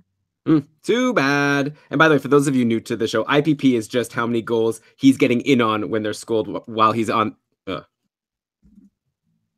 those of you just joining us for the first time, IPP is just a measure of how many goals while he's on the ice that he's actually getting in on, like getting goals or assists on those goals. So a low IPP means goals are being scored while you're on the ice, but you just happen to not be getting the goal or assist. Okay, next defenseman slumping is Zach Werenski. Only 1 goal in his last 6 games. Only 19 points in 38 games so far on the season. So that's just a 41-point pace compared to 47 last year. And I think a lot of people were expecting him to do better than he did last year. I see he even has a higher shooting percentage than last year. So normally you would expect that to mean he's doing well. So that's another reason for concern. What's going on? Was he overachieving last year and this is the real Zach Werenski? Or is maybe now time to buy low? Yeah, his owners should be really happy about his spike in even strength shooting percentage. Let me say that again.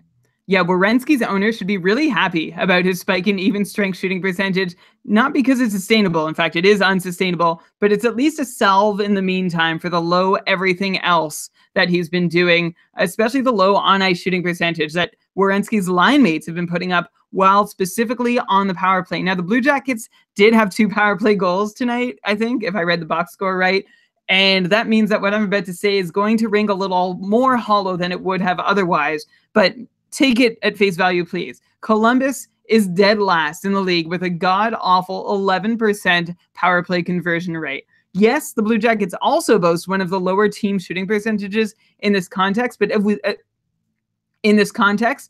we said before, the Jackets aren't doing themselves any favors. Like, they deserve to have a low team shooting percentage. They rank 31st in expected goals for per 60 on the power play and have a full 11 fewer shot attempts per 60 minutes with the man advantage. For context, Vancouver is in 30th place. They have 11 more shot attempts than Columbus. If you gave Vancouver another 11 shot attempts per 60 minutes, they would jump up to 15th in the league in that measure. So Columbus is not just at the back of the pack, they are miles behind the back of the pack. And of course, Zach Werenski is feeling the hurt for that. He's on pace for only 14 power play points, which is nearly 50% off last year's mark of 25 points. And you give him those power play points that he's missing out on, things look reasonably normal for him again. But until Columbus figures out their power play, and I don't know that they will, Werenski's 40-ish point pace looks right, which is a real darn shame, a wasted opportunity. Yeah, and like you said, Columbus had 2 power play goals today, which is nice. Hashtag Team Panarin did just fine. He got in on both of them, I think, but Werenski, nothing to show for it. So that is a bummer. Okay, next disappointing defenseman, Torrey Krug. I wonder if people listening, if they have these players, are they happy that we bring them up? They're like, oh, good, now I'll hear their take on these guys. Or are they like hoping we don't bring up their guys because that means we're not concerned about them at all? But yeah, Torrey Krug, the next slumping defenseman. Boston scored 7 goals yesterday and 5 goals on Tuesday, and Krug had no points to show for any of those 12 goals. Boston looks like they've scored a bunch of goals again today. They're up 5-4 against Pittsburgh right now, so that's really... Oh, Jari's been pulled. Okay, not surprising. Maybe forget... Brian's already right about Matt Murray getting the job back at some point. Maybe Jari owners can drop him now going into the bye week. But anyways, I'm talking about Boston. Was I? I even forget now. Oh yeah, Torrey Krug. So Boston has 5. Again, no points for Torrey Krug. What is going on with him? He's still on the top power play, but he's not getting in on any of the power play goals. He's not even getting that much time at even strength. It seems like his ice time has been down. Less than 20 minutes of ice time in each of his last 5 games. What's going on with Torrey Krug? Is he in the doghouse? Are you worried about him? Gotta be honest, I haven't seen a lot of Boston play this year, and the Bruins also have one of the weaker media contingents in terms of me being able to glean any useful information about this kind of thing from their game day reports or recaps. What I do know about Torrey Krug is that he was benched for an overtime, came back with 2 assists the next game, and now radio silence again now that he's gone pointless in 3. The last 2 especially noticeable because the Bruins have scored 12 goals and counting. Maybe they'll add another before the end of this one. I can tell you that Torrey Krug's shot rates haven't bounced back quite as well as I'd hoped after last year's down year in shot attempts. That's especially bad news for his power play attempts, which are now down for the 5th consecutive year. Krug is on pace for a career low 167 shots on goal, and this is from a guy who we used to see above 200 for sure, and at a high watermark of 244. So someone who you'd hope could get 40 points, top power play, and throw a bunch of shots on net even when he wasn't scoring. That's a big absence from his numbers. That's something to be unhappy about. Apparently, what I have gleaned from the Boston media is that Coach Bruce Cassidy was quoted as saying, "I love the guy," but it's not really looking that way with the way he's being deployed, and he's not giving his fantasy owners many reasons to love him either. Right, yes. Well, yeah, for sure. He's been very disappointing. That's like the worst when the player's team scores all of these goals and then you look at the box score and you get absolutely nothing. Did you give a prediction of if you think he's going to bounce back? It seems like it's not looking too great for me. Like, obviously, he's on the top power play, so it's an Oliver Ekman-Larsson situation. Like, he's in a good spot, and it's better than an OEL situation because Boston is scoring a ton of goals. But I don't know. Like, what was your final take there? On what, Krug? Yeah, just like if you would hold, like, do you think he's going to bounce back? Yeah.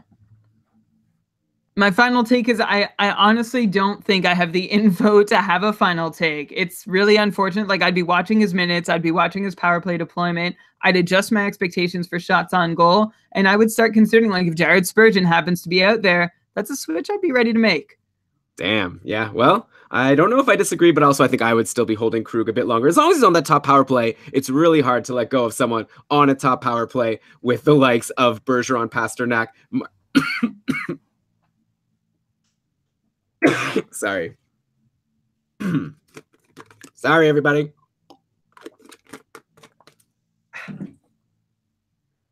Likes of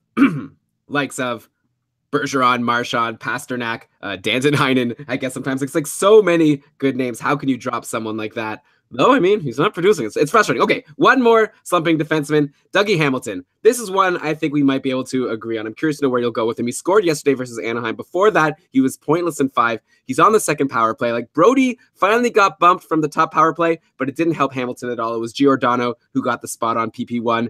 Hamilton now has only 17 points in 41 games overall. That's a 34-point pace. Calgary has 4 games next week, so obviously no point dropping Dougie Hamilton now if you have him. But if he only gets like 0 or 1 points in those 4 games, would you be ready to recommend dropping him for the following bye week for Calgary where they only play 1 game?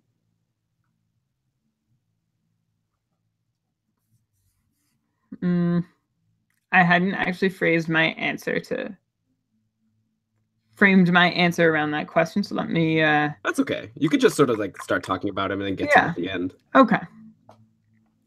Dougie Hamilton's IPP is down Dougie Hamilton's IPP is down to 39 from 56. Before that, it was 56, 55, 39, 52. And honestly, I think you're that's all starting that's to cut happening out a here. little bit. You're getting some internet cutouts. Can you go from 39 again? Yeah. Which 39? Or maybe just start the whole thing. Yeah, I'm going to start the whole thing over. Okay, sorry.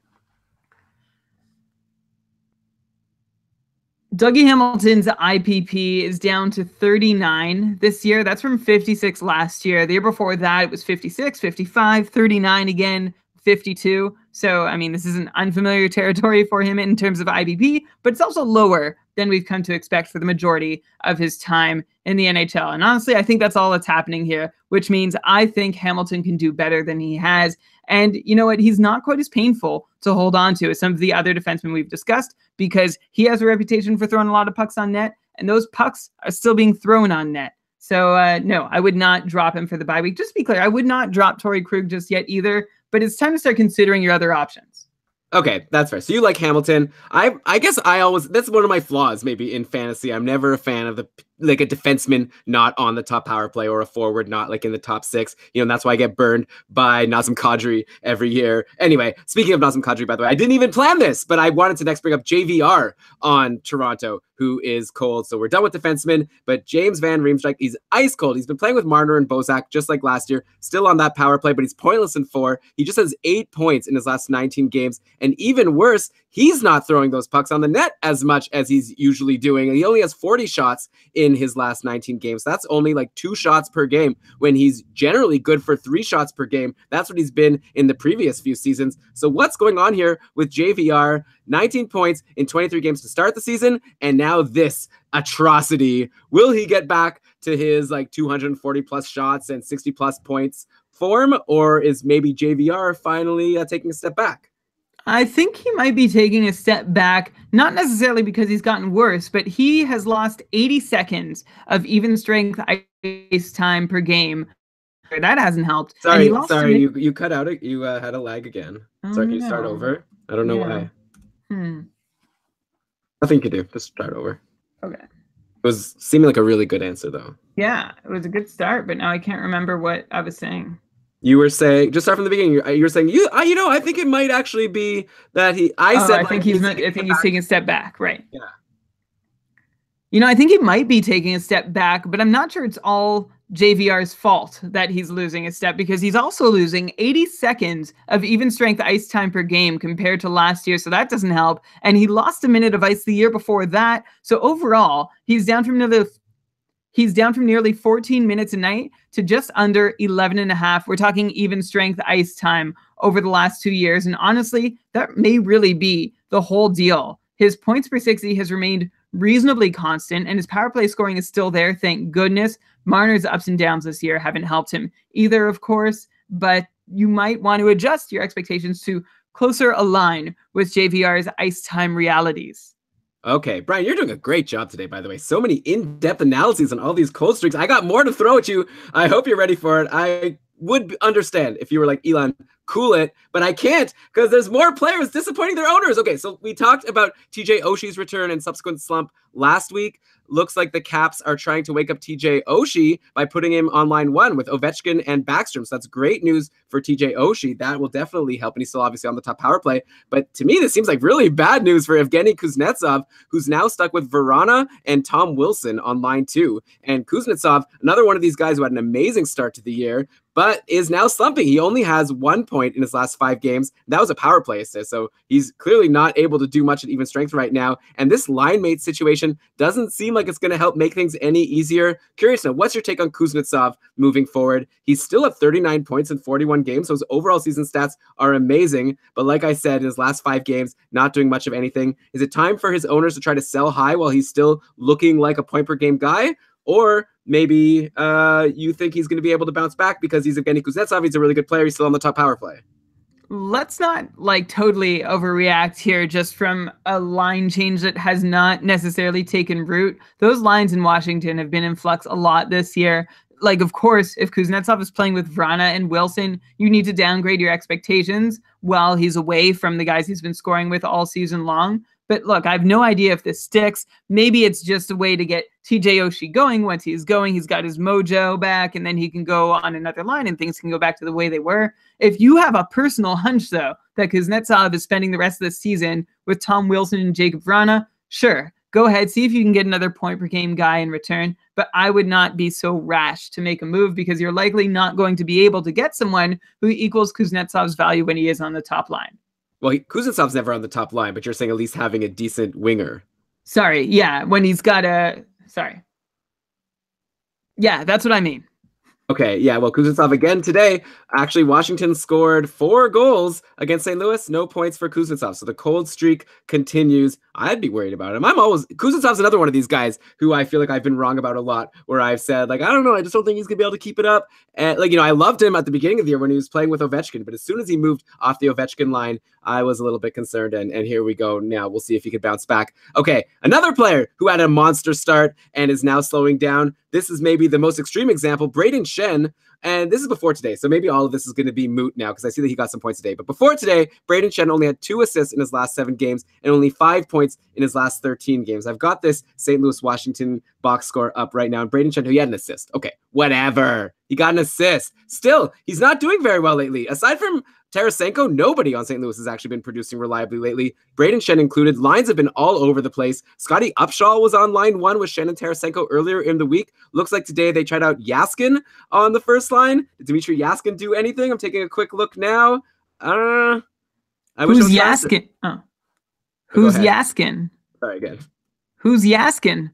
Actually, now I'm seeing Yaskin was scratched. I don't know. Those were practice lines. I don't even know what's going on in St. Louis with these lines. Yeah. So, yeah, let's talk about Brayden Schenn anyways and forget about all these other guys. It seems like there's a lot of snoozers or slumpers on the Blues aside from Tarasenko. At the start of the year, we all thought it was kind of crazy when Dauber pegged Brayden Schenn as a 70-point guy in his projections. And then he produced above a point per game pace for a couple of months, made Dauber look like a genius. But you know what? It's pretty much since Jaden Schwartz went down with injury that Schenn's numbers have gone down. So, Brian, what are you thinking for Brayden Schenn moving forward? Can we still at least put him at that 70-point pace that Dauber projected? Like, obviously, he's not a point-per-game guy. We're clearly seeing that 70 points would still be amazing, and he's not even putting that up recently. Like I said, he's less than a half point per game in the last month or so. Do we need to wait for Schwartz to return before Schenn can do something? Like, what's your take overall in this situation?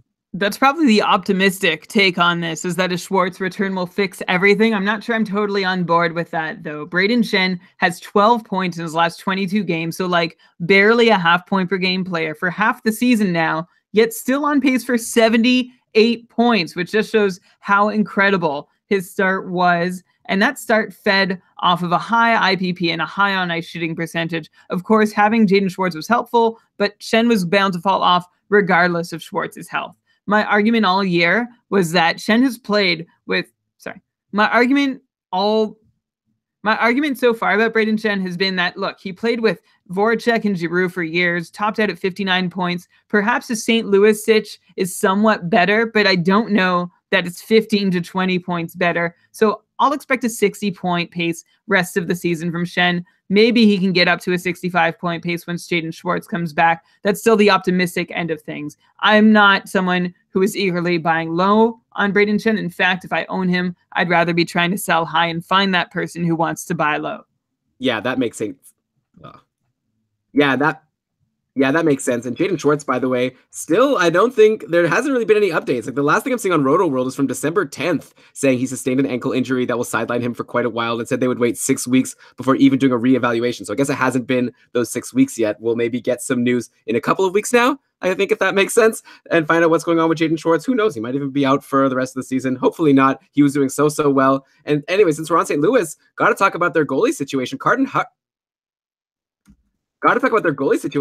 Hutton has now played 4 games in a row, and today he finally had a bad game, actually, against Washington. He lost 4-3, so maybe this will be the end of it. But before that, he did so well. Like, Allen left near the end of a game versus Dallas back on the 29th, and since then, Hutton had been, like, unbeatable. He had 3 straight greater than 920 save percentage wins, and overall on the season, going into today, Carter Hutton has a 947 save percentage, while Jake Allen only has a 911 save percentage. So Carter Hutton has has been better. There's been a few situations like this that we've brought up, and it always turns out that the starter takes over at the end. Do you think this is going to be the same thing as Jake Allen, especially now that Carter Hutton had a bad game after the bye week? Is Allen going to come back and take over as the starting goalie? Like, should his owners be worried, or do you think this is just a blip that might already be over?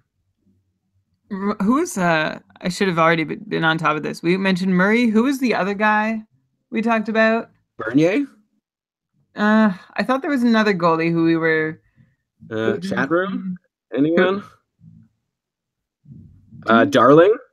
Darling, no. He was just a drop. Peter Mrazek? No. Okay, maybe I'm just making it up. All right. I don't know. Alex Stalock? No. All right.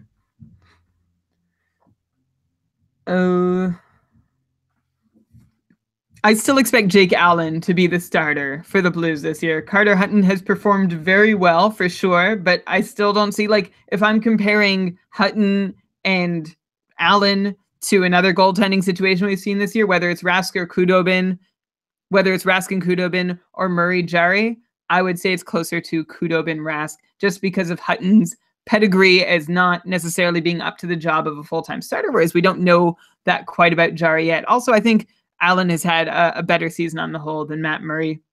So Carter Hutton's been wonderful, while Jake Allen, has taken some time off. He kind of got a raw deal, right? Because he was taken out, I think, by a concussion spotter. He hit his head on the ice. He was actually okay. He came back to play later that game, gave up 2 goals, one of them the game winner.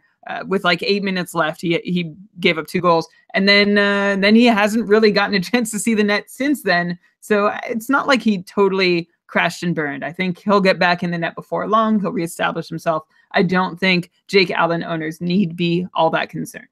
Okay, next cold streak. Let's go to Vegas. Brian, very rarely this season have we had a chance to talk about a slumping player on Vegas, so I'm relishing the situation. Daniel Negreanu must be cringing right now to know that there's one player. They're still doing amazing as a team, of course, but there's one player slumping right now, and that is James Neal. Only 1 assist in his last 7 games. Before that, he was on a 67-point pace to start the year going into the last 7 games. But yeah, right now, he's not doing anything, which is strange because his line mates, David Perron and Eric Haula, have both been doing just fine. They're both on hot streaks right now. So is this just like a low IPP situation? Like Neal's on the ice for goals, but he's just not getting in on them. Nothing to worry about. And maybe even a buy low time for James Neal? Or are you seeing like a more sustainable issue under the surface? James Neal began the year with 6 goals on 14 shots in his first 4 games, which is fantastic. Might have set some unreasonable expectations, though. He now has 11 goals on 98 shots in 36 games, which is very reasonable and sounds about right. You asked if it's an IPP issue. I don't have the data available to me to be able to isolate his IPP for just the last couple of weeks when he's gone cold, but your assumption seems like our best bet, given that his line mates are still rolling. Maybe he's just not getting in on it. Neal's deployment hasn't changed. His shots are still coming reasonably. So yeah, you can try and buy low, but truth be told, I wouldn't want to buy any higher on him than as a 55-point player. And even there, I'm trying to, be generous and learning from my past mistakes of underestimating Vegas players. I would definitely not want to trade anybody like worth 60 points or more for James Neal. I think at best, you're breaking even in that scenario. So treat him as a 55-point player if you are trying to buy low. Brian, JVR or James Neal? Rest of the season. Or are you mad at me right now for asking? I'm mad at you for asking. I was actually just going to say JVR right away. And then my throat closed, my brain closed it because I've said enough about not believing in Golden Knights players all year. And James Neal's deployment hasn't changed. JVR's has. Or well, Neal's is better than last year in some, although Neal's is better than last year in some interpretations. So push.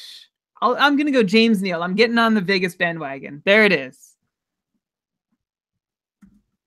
Wow, you went from quick JVR to now James Neal. David in the chat room saying Neal, hands down. Ryan's asking, should he try to swing Arvidsson for Neal? Ryan, yeah, I don't know about that one, actually. Well, okay, let's talk about that on the Facebook group. That's why it's so fun to be a patron of the podcast. We can take the conversation afterwards. Keepingkarlsson.com/ patron. And by the way, like I said earlier, you could go and get a free episode there. You don't even have to be a patron to get that awesome discussion with Cam. Brian, since we're on Vegas, I don't think we've mentioned Braden McNabb yet this season, or if we did, it was like very early on. What a stud for hits and blocks this guy has been. He's doing what everyone was hoping to get from Radko Gudas going into this season. McNabb is definitely this year's Gudas. Maybe there's a couple other players you could throw into that conversation. But like recently, McNabb has had 4, 5, and even 8 hit games lately, along with 3, 4, and 6 block games. So he's getting high numbers in both of those. Seems like a really good own in a Bangers and Mash league.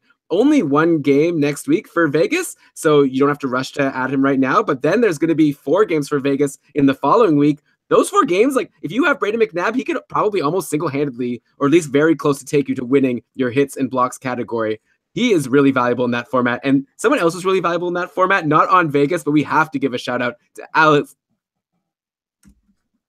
We have to give a shout out to Alex Edler, who put up 8 hits, 5 blocks, and 5 shots yesterday versus Toronto. So he's been on fire. I think he's already got a point today as well. I'm taking a look at the Vancouver-Montreal game. Alex Edler, yeah, he's got an assist, 5 shots, 5 blocks, 4 hits. What? Alex Edler is on fire right now, not only with the shots, but like the blocks and the hits. And as you'd expect with all these shots, like you're going to get a point. He got an assist today. Wow. And Vancouver, like you said, plays 3 games next week. Forget about what I said in terms of the whole don't pick up a Vancouver guy because they play Tuesday and then Friday, Sunday. If Alex Edler's available to you and you're in Bangers and Mash League, if hits and blocks are both counted and shots, like you need to have him right now. He is a stud. Yeah, I don't even have a question for you, but way to go, Alex Edler, and I guess to a lesser extent, Braden McNabb, because he's not giving you the shots and the points like Edler is. I thought you did have a question. I thought your question was going to be, can Alex Edler score another goal at some point? He has just 1 goal over 29 games. Now, he's not like a huge volume shooter, but he still does get like a couple shots per game, which means that him having a very low shooting percentage this year, just at 1.6%, that would be a career low. And that has a bit of an impact on whether or not he's going to score a goal. He's been in the 5% neighborhood in the past, which would help, but keep in mind he's only had between 6 and 8 goals for the last 5 seasons. His 82 game paces have actually been enough to get him above 10. Edler's just missed too much time from injury or whatever to ever get there. But still, you can hope that he'll score once every so often, like more than once every 29 games, more like once every 3 or 4 weeks. Okay, yeah, but still, with all these other peripheral categories, like he's worth owning if they're counting. Yeah, for points, I don't know, he's still a top power play defenseman, right? But yeah, I mean, how much can you expect? By the way, also, Daniel Sedin, I really like him. He's got another point or 2 today. Brian, next I want to talk about Nemesnikov, and I was actually thinking maybe skipping him since we're kind of late in the show, and I saw he has an assist today. But looking closer, Nemesnikov assisted on a goal by Girardi, but the other assist went to Yanni Gourde, which made me think Nemesnikov doesn't play with Yanni Gourde. But now I'm taking a look at the line combinations, the like live in-game line combos for Tampa Bay today, and they've been rolling Nemesnikov on line 3 with Killorn and Yanni Gourde. And you know who's been on line 1 with Stamkos and Kucherov? Want to guess? I'll give you one guess, but you're not going to get it. Yanni Gourde. Well, no, that would make no sense because I just said he's playing with Nemesnikov. It was just the first name that came to mind. Chris Kunitz right now is on line 1 with Stamkos and Kucherov. That's been the top line today. So that is crazy. This is like I was already going to talk about Nemesnikov being in a slump. Like he only has 1 assist in his last 5 games, make that 2 assists now in 6 since he got the assist today, down to 33 points in 41 games, which is still a 66-point pace, but it's been sinking. Now it's like a whole other level on this, which neither of us had prepared for going into this show. Like if he's off line 1 all the way down to line 3 playing with Yanni Gourde and who was it? Killorn? Like that's terrible. Like you got to get rid of him right now if you could get something for him in a trade, though obviously he could go back on line 1 and be good later. But I think it's time to sound the alarm bells for Vladislav Nemesnikov. Oh man. Do you know that he had 2 assists tonight? I have the game open. So Nemesnikov has 2 assists. That's nice. Yeah. Yanni Gourde has a goal and assist also. Yeah. That's actually worse because Nemesnikov, Yanni Gourde, and Alex Killorn are clearly clicking if that line is putting 2 goals today. So then why would they change it for the next game? I think this is really bad news for him. And by the way, great news for Chris Kunitz if he's going to be playing with Kucherov and Stamkos. Blech. I hope that does not last for too long. We've seen enough of Chris Kunitz in a first line role where he doesn't necessarily appear to be the best option there. It's also, before you read too much into Nemesnikov and Gord's success tonight, Peter Mrazek has now stopped just 18 of 23 shots against. They're losing pretty badly. What was I going to say? Oh, Nemesnikov. Yeah, he's been a 60-point guy for the last 5 weeks or so, which honestly, that's just fine with me. If he can get that deployment back, he can probably hold that if he keeps playing with Stamkos and Kucherov. Ice time had been holding going into tonight. His own shooting percentage is still quite high, so maybe Nemesnikov drops down to like 55 points instead of 60-point pace. But that's probably the lowest anyone can go while playing with Stamkos and Kucherov. So just pray he gets back there, or sell high if you don't want to wait in purgatory to find out. It would crush me to think of Chris Kunitz playing on that top line instead of Nemesnikov. I don't like that. Well, they have other options, right? It doesn't have to be Nemesnikov. They could put Tyler Johnson there. They could throw Palat up there. Like, Palat and Kucherov have a history playing together. I would be worried. Brian, I have Nemesnikov in that weekly league. Like, we both are in one of these Fantrax weekly leagues, and I have Nemesnikov, and he only plays like 1 game next week. Now I'm thinking maybe I should just drop him for someone playing 4 times. Like, that's very concerning for me. Sorry if I'm making people nervous if they're Nemesnikov owners, and then maybe if you have him, maybe it's crazy to drop him because he's been so good this year, and at least wait to see what happens after the bye week. But I have a feeling he's going to stay on this third line because they've been doing well. Yeesh. Okay. One more cold streak, though, Brian. I think I'm ready to call this guy not only a cold streak, but a snoozer. And I'm talking about Jonathan Drouin. I think he's an official bust for this fantasy season. People were expecting big things going into the year, but at this point, he's pointless in 7 games. He only has 18 points in 36 overall. So that's only half point per game, like a 41-point pace. Just terrible. Do you see a reason to hold Jonathan Drouin at this point if you own him? Like, recently, he's been playing with Galchenyuk and Lehkonen for the Habs at even strength, and he's still been getting good power play time. So that would be a reason to hold Drouin, but absolutely nothing to show for it. Seems to me like at the very least, if Galchenyuk is in free agency in your league, then I feel like Drouin should join him. I'm going to draw a comparison between Jonathan Drouin this week and what we said about Brandon Saad last week. Drouin's looking a lot like the 60-point pace player that he was last year, but he's getting destroyed by variants in every possible way. There also, there really aren't a lot of great places to be playing in that Montreal lineup these days, but Drouin's own expected goals for numbers are up at even strength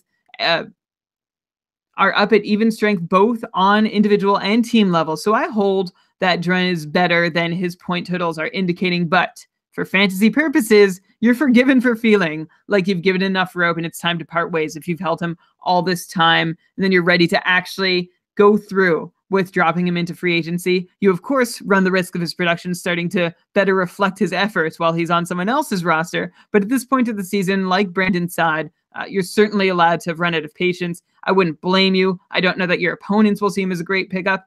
I don't think I would go out of my way to add Drouin if he became a free agent in my leagues. I would wait to start seeing things tip his way the way I think they should, but still aren't. Well, hey, he actually does have a power play assist today, so maybe it has started to tip. Montreal is destroying Vancouver. Looks like they've won the game 5-2. And I was going to bring up Pacioretty, who's finally turning things around. Maybe he had points in 2 straight games going into today, and he had a goal today, though it was a empty net goal, but 6 shots. So I don't know, maybe we're at the start of a run for Pacioretty. By the way, Shea Weber, he's still out. Apparently still no timeline. Petrie hasn't really been taking advantage, but hey, he actually had a power play assist today as well. So I don't know what to do with these Habs. Petrie still is in a good spot. Drouin is in a good spot. No one's doing much of anything, but we'll have to wait and see. Like Brian said, maybe it's time to let go of Drouin and probably Petrie also, at least going into this bye week for Petrie. Okay, Brian, how about off the air? What do you want to do? I could really just finish the show now. Or I guess we don't have that much left, though. We could just lightning round. We have very little, but let's try and get it done in under 10. Yeah, let's do it. Okay. Ryan, let's lightning round the end of the show. We've been going a while. Lots of interesting stuff, though. So, okay, there was a trade. Al Montoya went to Edmonton, so the Habs decided they don't need him anymore because they've got the great Anthony Niemi. Why do they need Al Montoya? So, fine. That quickly led to Laurent Brossoit being waived, and now Montoya is the backup on Edmonton. He actually came in to relieve Talbot yesterday as he was getting pummeled by Dallas. Talbot led in 4 goals on 19 shots. Montoya came in and did okay, stopped 13 of 14. Edmonton is playing today, And let's see, Talbot played, and he lost. Chicago won 4-1. So there you go. And actually, Anton Forsberg played for Chicago. So now that throws that whole situation in flux with Glass and Forsberg going into next week. Maybe we can get to that before we end the show. But yeah, on Edmonton, like Talbot's been struggling. Another bad game today. But going into today, he had a 902 save percentage. Should his owners or that's over the last month, he had 902 save percentage. Should his owners have any concern of Montoya stealing starts? I still remember, Brian, like a couple of years ago when we were calling Montoya the best backup in fantasy while he was on the Panthers. Feels like a long time ago, but Cam Talbot's been really bad. Montoya, maybe it's worth them giving him at least a shot? No, it's not at least worth giving him a shot. I mentioned that when he was traded from Montreal, he was still the third best goaltending option on Montreal. And now Edmonton, Lindgren was better than him. I think Brossoit was better than him. I feel like if the Oilers wanted anybody to spell Talbot, they would have kept Brossoit up, but perhaps they wanted him to get some more playing time, which this accomplishes for them, unless they feel like the veteran leadership of Al Montoya will resemble what Jonas Gustafsson was able to offer them last season. Okay, and then I won't ask you about it, but just the update on Edmonton lines. They always change. Apparently, Ryan Nugent-Hopkins bumped Milan Lucic from the top power play. We'll see how long that lasts. Ryan Nugent-Hopkins actually hasn't been doing too much lately. I know you raved about him last week, but not too much. At least nothing today. Also, Andre Sekera, who we thought could challenge Klefbom for the top power play. He did for a bit, but Sekera actually was scratched today. He only has 1 assist in 9 games on the year. So I think we could pretty much forget about Sekera, and Klefbom owners could breathe somewhat of a sigh of relief. It doesn't seem like Sekera's taking his job anytime soon. Okay, hot streaks to end the show. See, Brian, how was that for Lightning? That was pretty good. I went right through Edmonton so quickly. You must be excited about the Sens and their recent surge. They were struggling to score more than a goal for most of their games. Then out of nowhere, they beat San Jose 6-5 on Friday. They beat Tampa 6-3 on Saturday. So that's 12 goals in their last 2 games. So, of course, all the guys that people were frustrated about getting a lot of points, like Mark Stone, 6 points over those 2 games. Karlsson, 5 assists. Duchesne, 3 goals, 1 assist. Right after I dropped Matt Duchesne, by the way. Then he goes and puts up these 2 great games. Whatever. Okay, Hoffman, Brassard, Bobby Ryan, they're all getting points. But again, we are talking about the last 2 games. Are you seeing this as a turning point, and now the Sens are going to start scoring goals again, and everyone who held on to all these players will finally get rewarded for their patience? Or is this just like a blip, and still the Sens are like the Sens and not a great team this year? I'm going to go more with the latter than the former. This could just be a small blip of scoring, although it is I feel like this is going to help several players feel a little looser, get their confidence back, which is a real thing. How much that's going to show up on the score sheet, can't surely say, but it does reward anybody who was gambling on having Matt Duchesne take up a roster spot of theirs, the same way that you might have been gambling on Brandon Saad or Jonathan Drouin doing the same. And just to correct, when I said Jonathan Drouin, Dave called me out in the chat. He's like, Drouin is an instant ad in any league. Yes. And then I wrote back that my lineups are stacked and I don't have room for him. Of course, it depends who you're going to drop for him and how deep or shallow the league is. Like, if you think he's going to sit in free agency for a couple weeks and you have that luxury, sure. If not, like, he has some good upside if you can handle the dry spell continuing for a little while. Same way as all the Sens who have just been, those owners have been rewarded. I'm not sure you're going to continue being rewarded to the same extent, though. Yeah, and Dave, like, Drouin is an ad in any league, 0.5 point per game. Jonathan Drouin, I don't know about that, but I guess maybe you'll make me look dumb in a couple of weeks. Feel free to write on Facebook about how dumb Elon was when Drouin goes on his 5-game point streak over the next couple of weeks. Okay, Brian, by the way, we got a tweet recently asking, the person asked if they should either keep Karlsson or Sergachev for next year. And I was just like, that's where we've gotten to with Erik Karlsson. Yeah, anyways, I told him he should probably keep Karlsson and not Sergachev. Okay, 2 more hot streaks. So Sami Vatanen, you told me you want to talk about Sami Vatanen. He had started to finally get things going for New Jersey. You wrote on Facebook, you got to talk about him on the show. He put up a 4-game point streak that ended on Thursday. He played today for New Jersey. They lost 5-4 to the Islanders, and Vatanen put up a cool 1 assist. So yeah, he's getting points lately. He's not doing nothing. Meanwhile, actually, Will Butcher's the one who hasn't been doing much of anything, even though he's been the one on the top power play. And Vatanen gets a whole bunch more ice time than Will Butcher, overall, not just considering power play. Just curious, who do you like of those two right now? And do you like Vatanen as someone to potentially pick up after the bye week is over, going into a big schedule the following week? Well, when I had Vatanen popping up on my radar, he also had a 6-shot in an 8-shot game, also a couple 5-block outings. Those peripherals were coming. Will Butcher, on the other hand, this is how owning As for Will Butcher, this is how owning him goes. He'll reward you in spurts, and then you spend the rest of your time just waiting for the next run to come while he does little for you and takes up roster space in the meantime. Between the two, I'd rather have Vatanen, at least for some peripheral potential. In leagues where 40-point defensemen are regularly available, though, you may not need to hang on to either through the bye week. But if I were to pick one to hold on to, yeah, I'd say Vatanen, although, I've been on Butcher all season long. He's this power play specialist guy, but hasn't been that special at it lately. Yeah, well, I think that's a hot take. I think most people would be holding Will Butcher, but I think your reasoning is sound. Butcher also had an assist today, for what it's worth. I think like 5 shots on goal, so he had a good game. Okay, last team. We've had some questions in the chat asking, are you going to talk about Vinny Hinostroza? So yeah, let's talk about him. He's been the latest to skate on line 1 on Chicago with Saad and Taves, and he's definitely been taking advantage. He has 6 points his last 4 games going into today. 1 goal and 2 assists on Friday versus Vegas, so even giving some multi-point games every once in a while. I just had the Chicago box score up when I was looking at how they did against Edmonton, and Hinostroza once again got on the score sheet. He had an assist on a goal by Brandon Saad, also assisted by Jonathan Taves. So yeah, he's still on that line, still producing. Chicago plays 4 games next week. Seems like a primo guy to add for this bye week when you're looking for someone who's going to help you produce in the short term. Yeah, Vinny Hinostroza, Chicago native, 6th-round pick in 2012. Undersized 23-year-old, stands at just 5'9", $173. I've always wanted to say someone's weight that way, $173. But that's the kind of player Hinostroza is, who has more rope to succeed these days in the NHL, and he's taking advantage. He really didn't seem to have much left to prove before being called up from the AHL, where he'd racked up 9 goals and 13 assists for 22 points in 23 games for AHL's Rockford. I will take him as a good option for the quiet bye week, assuming, of course, that Nick Schmaltz is already off the board.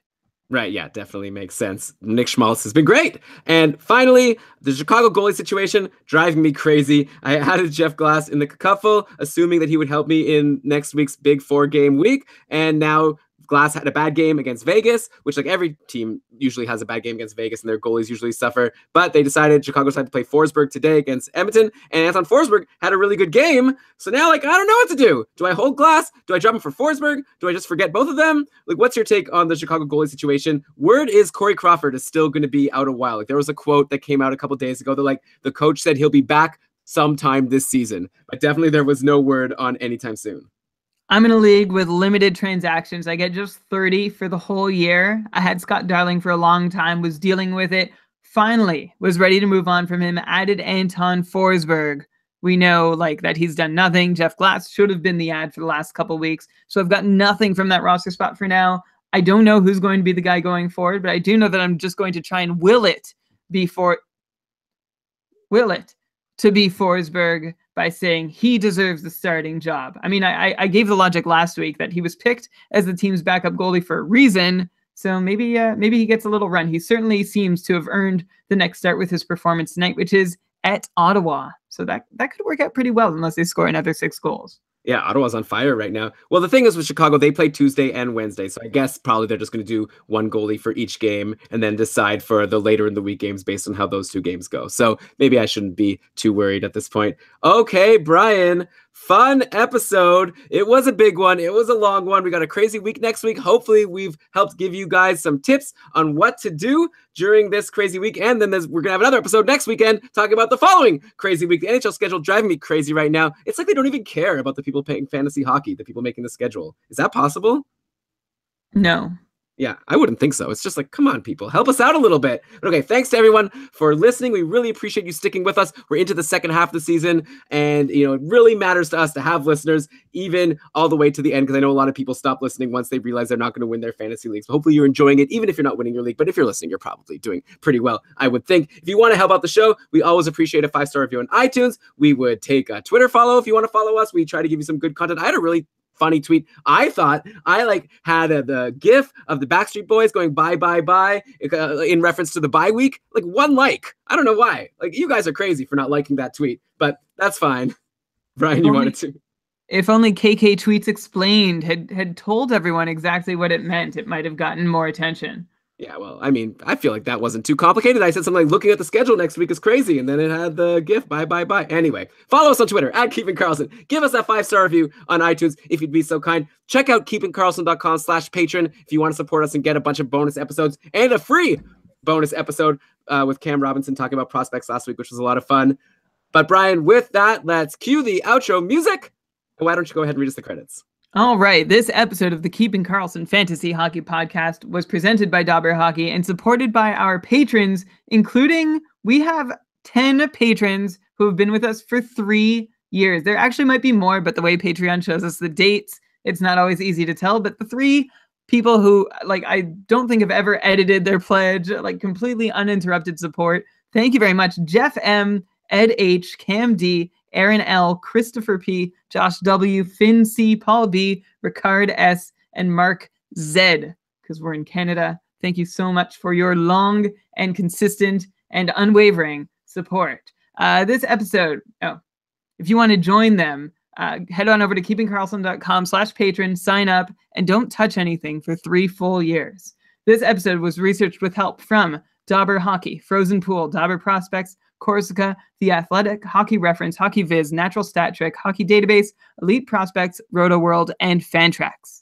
Great job, as always, Brian. I'll chat with you on Thursday for our patron cast. It's our once-a-month long form. We answer every single question we get just for the patrons. And then for everyone else, you'll hear us, as per usual, next Sunday. Until then, keep on keeping Karlsson. There we go. I guess this was a long one. I think we spent like 15 minutes talking about the bye weeks at the start. So that's why it felt to me like a regular length, even though it actually was like a half an hour extra. It was only like, because I just wrote this bye week stuff in 2 seconds and then forgot about it. Yeah, that's okay. I think people will like it. What do we do? What do I do if like the episode goes out and I think it's a really good one? How do we benefit from a good episode? I don't even know.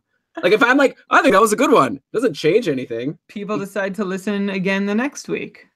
I guess. But I want it to the people who have never listened. I want to be like, hey, check out this one. This is a really good one. Why don't you tweet that? Yeah, but if they don't follow us, marketing. It's hard. If anyone here in the chat room or watching live knows how to market a podcast, I don't know. It's hard. I have nothing to add. Yeah, I guess not. We need a publicist. That's what we need. Just like go whisper. We need someone to go around town, like, you know, Tobias on Arrested Development when he wanted to get his name out. So he just went to like the network. It was like, oh, that Funke. He's hot right now. He's doing really well. We need someone to just go around the streets and like whisper, oh, have you listened to the last Keeping Karlsson? That was a good one. They totally called Vinny Hinostroza. Oh, we should have mentioned Osterley. Oh, well. Oh, he scored today. Buy ads on PDOcast. We should. That would be so fun. How much could that cost? We get ads. We should do that. Buy ads on you have to think that if people have found the PDOcast, they'll have found it. Dimitri's mentioned us. We don't need an ad. Yeah, well, he mentioned us, but like he has a lot more listeners. I like this idea. Maybe not on his podcast, though. I think that would be the one, or like the TSN. I don't know if they have ads though. We should find a popular podcast and advertise on it. That would be so fun. Do you like this podcast?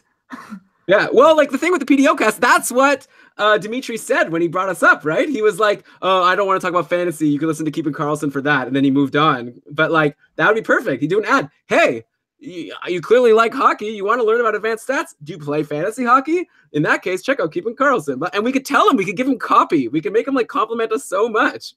It would be great. Maybe we could do one ad. I'm going to message him. Okay, you look into that. Or you can just like offer to come on the show. Oh yeah. Didn't we do that? Sort of. It was sort of. I feel like it's like pretentious. I don't know. Like I it's like, hey, if you're I'm willing to do you a favor and come on your show. Like maybe he'll be like, F you. Like we've had people say that to us before. Like I'll be willing to come on your show. Yeah, but the cool people don't. The cool people, we have to go to them. Well, I have an interesting name to share with you off air in that case. Oh, can you give the initials? No, I won't. SC? I'm sorry. Is it SC? No. Oh, okay. I was hoping it was Scott Cullen. Okay. Bye, everyone. Bye, everyone.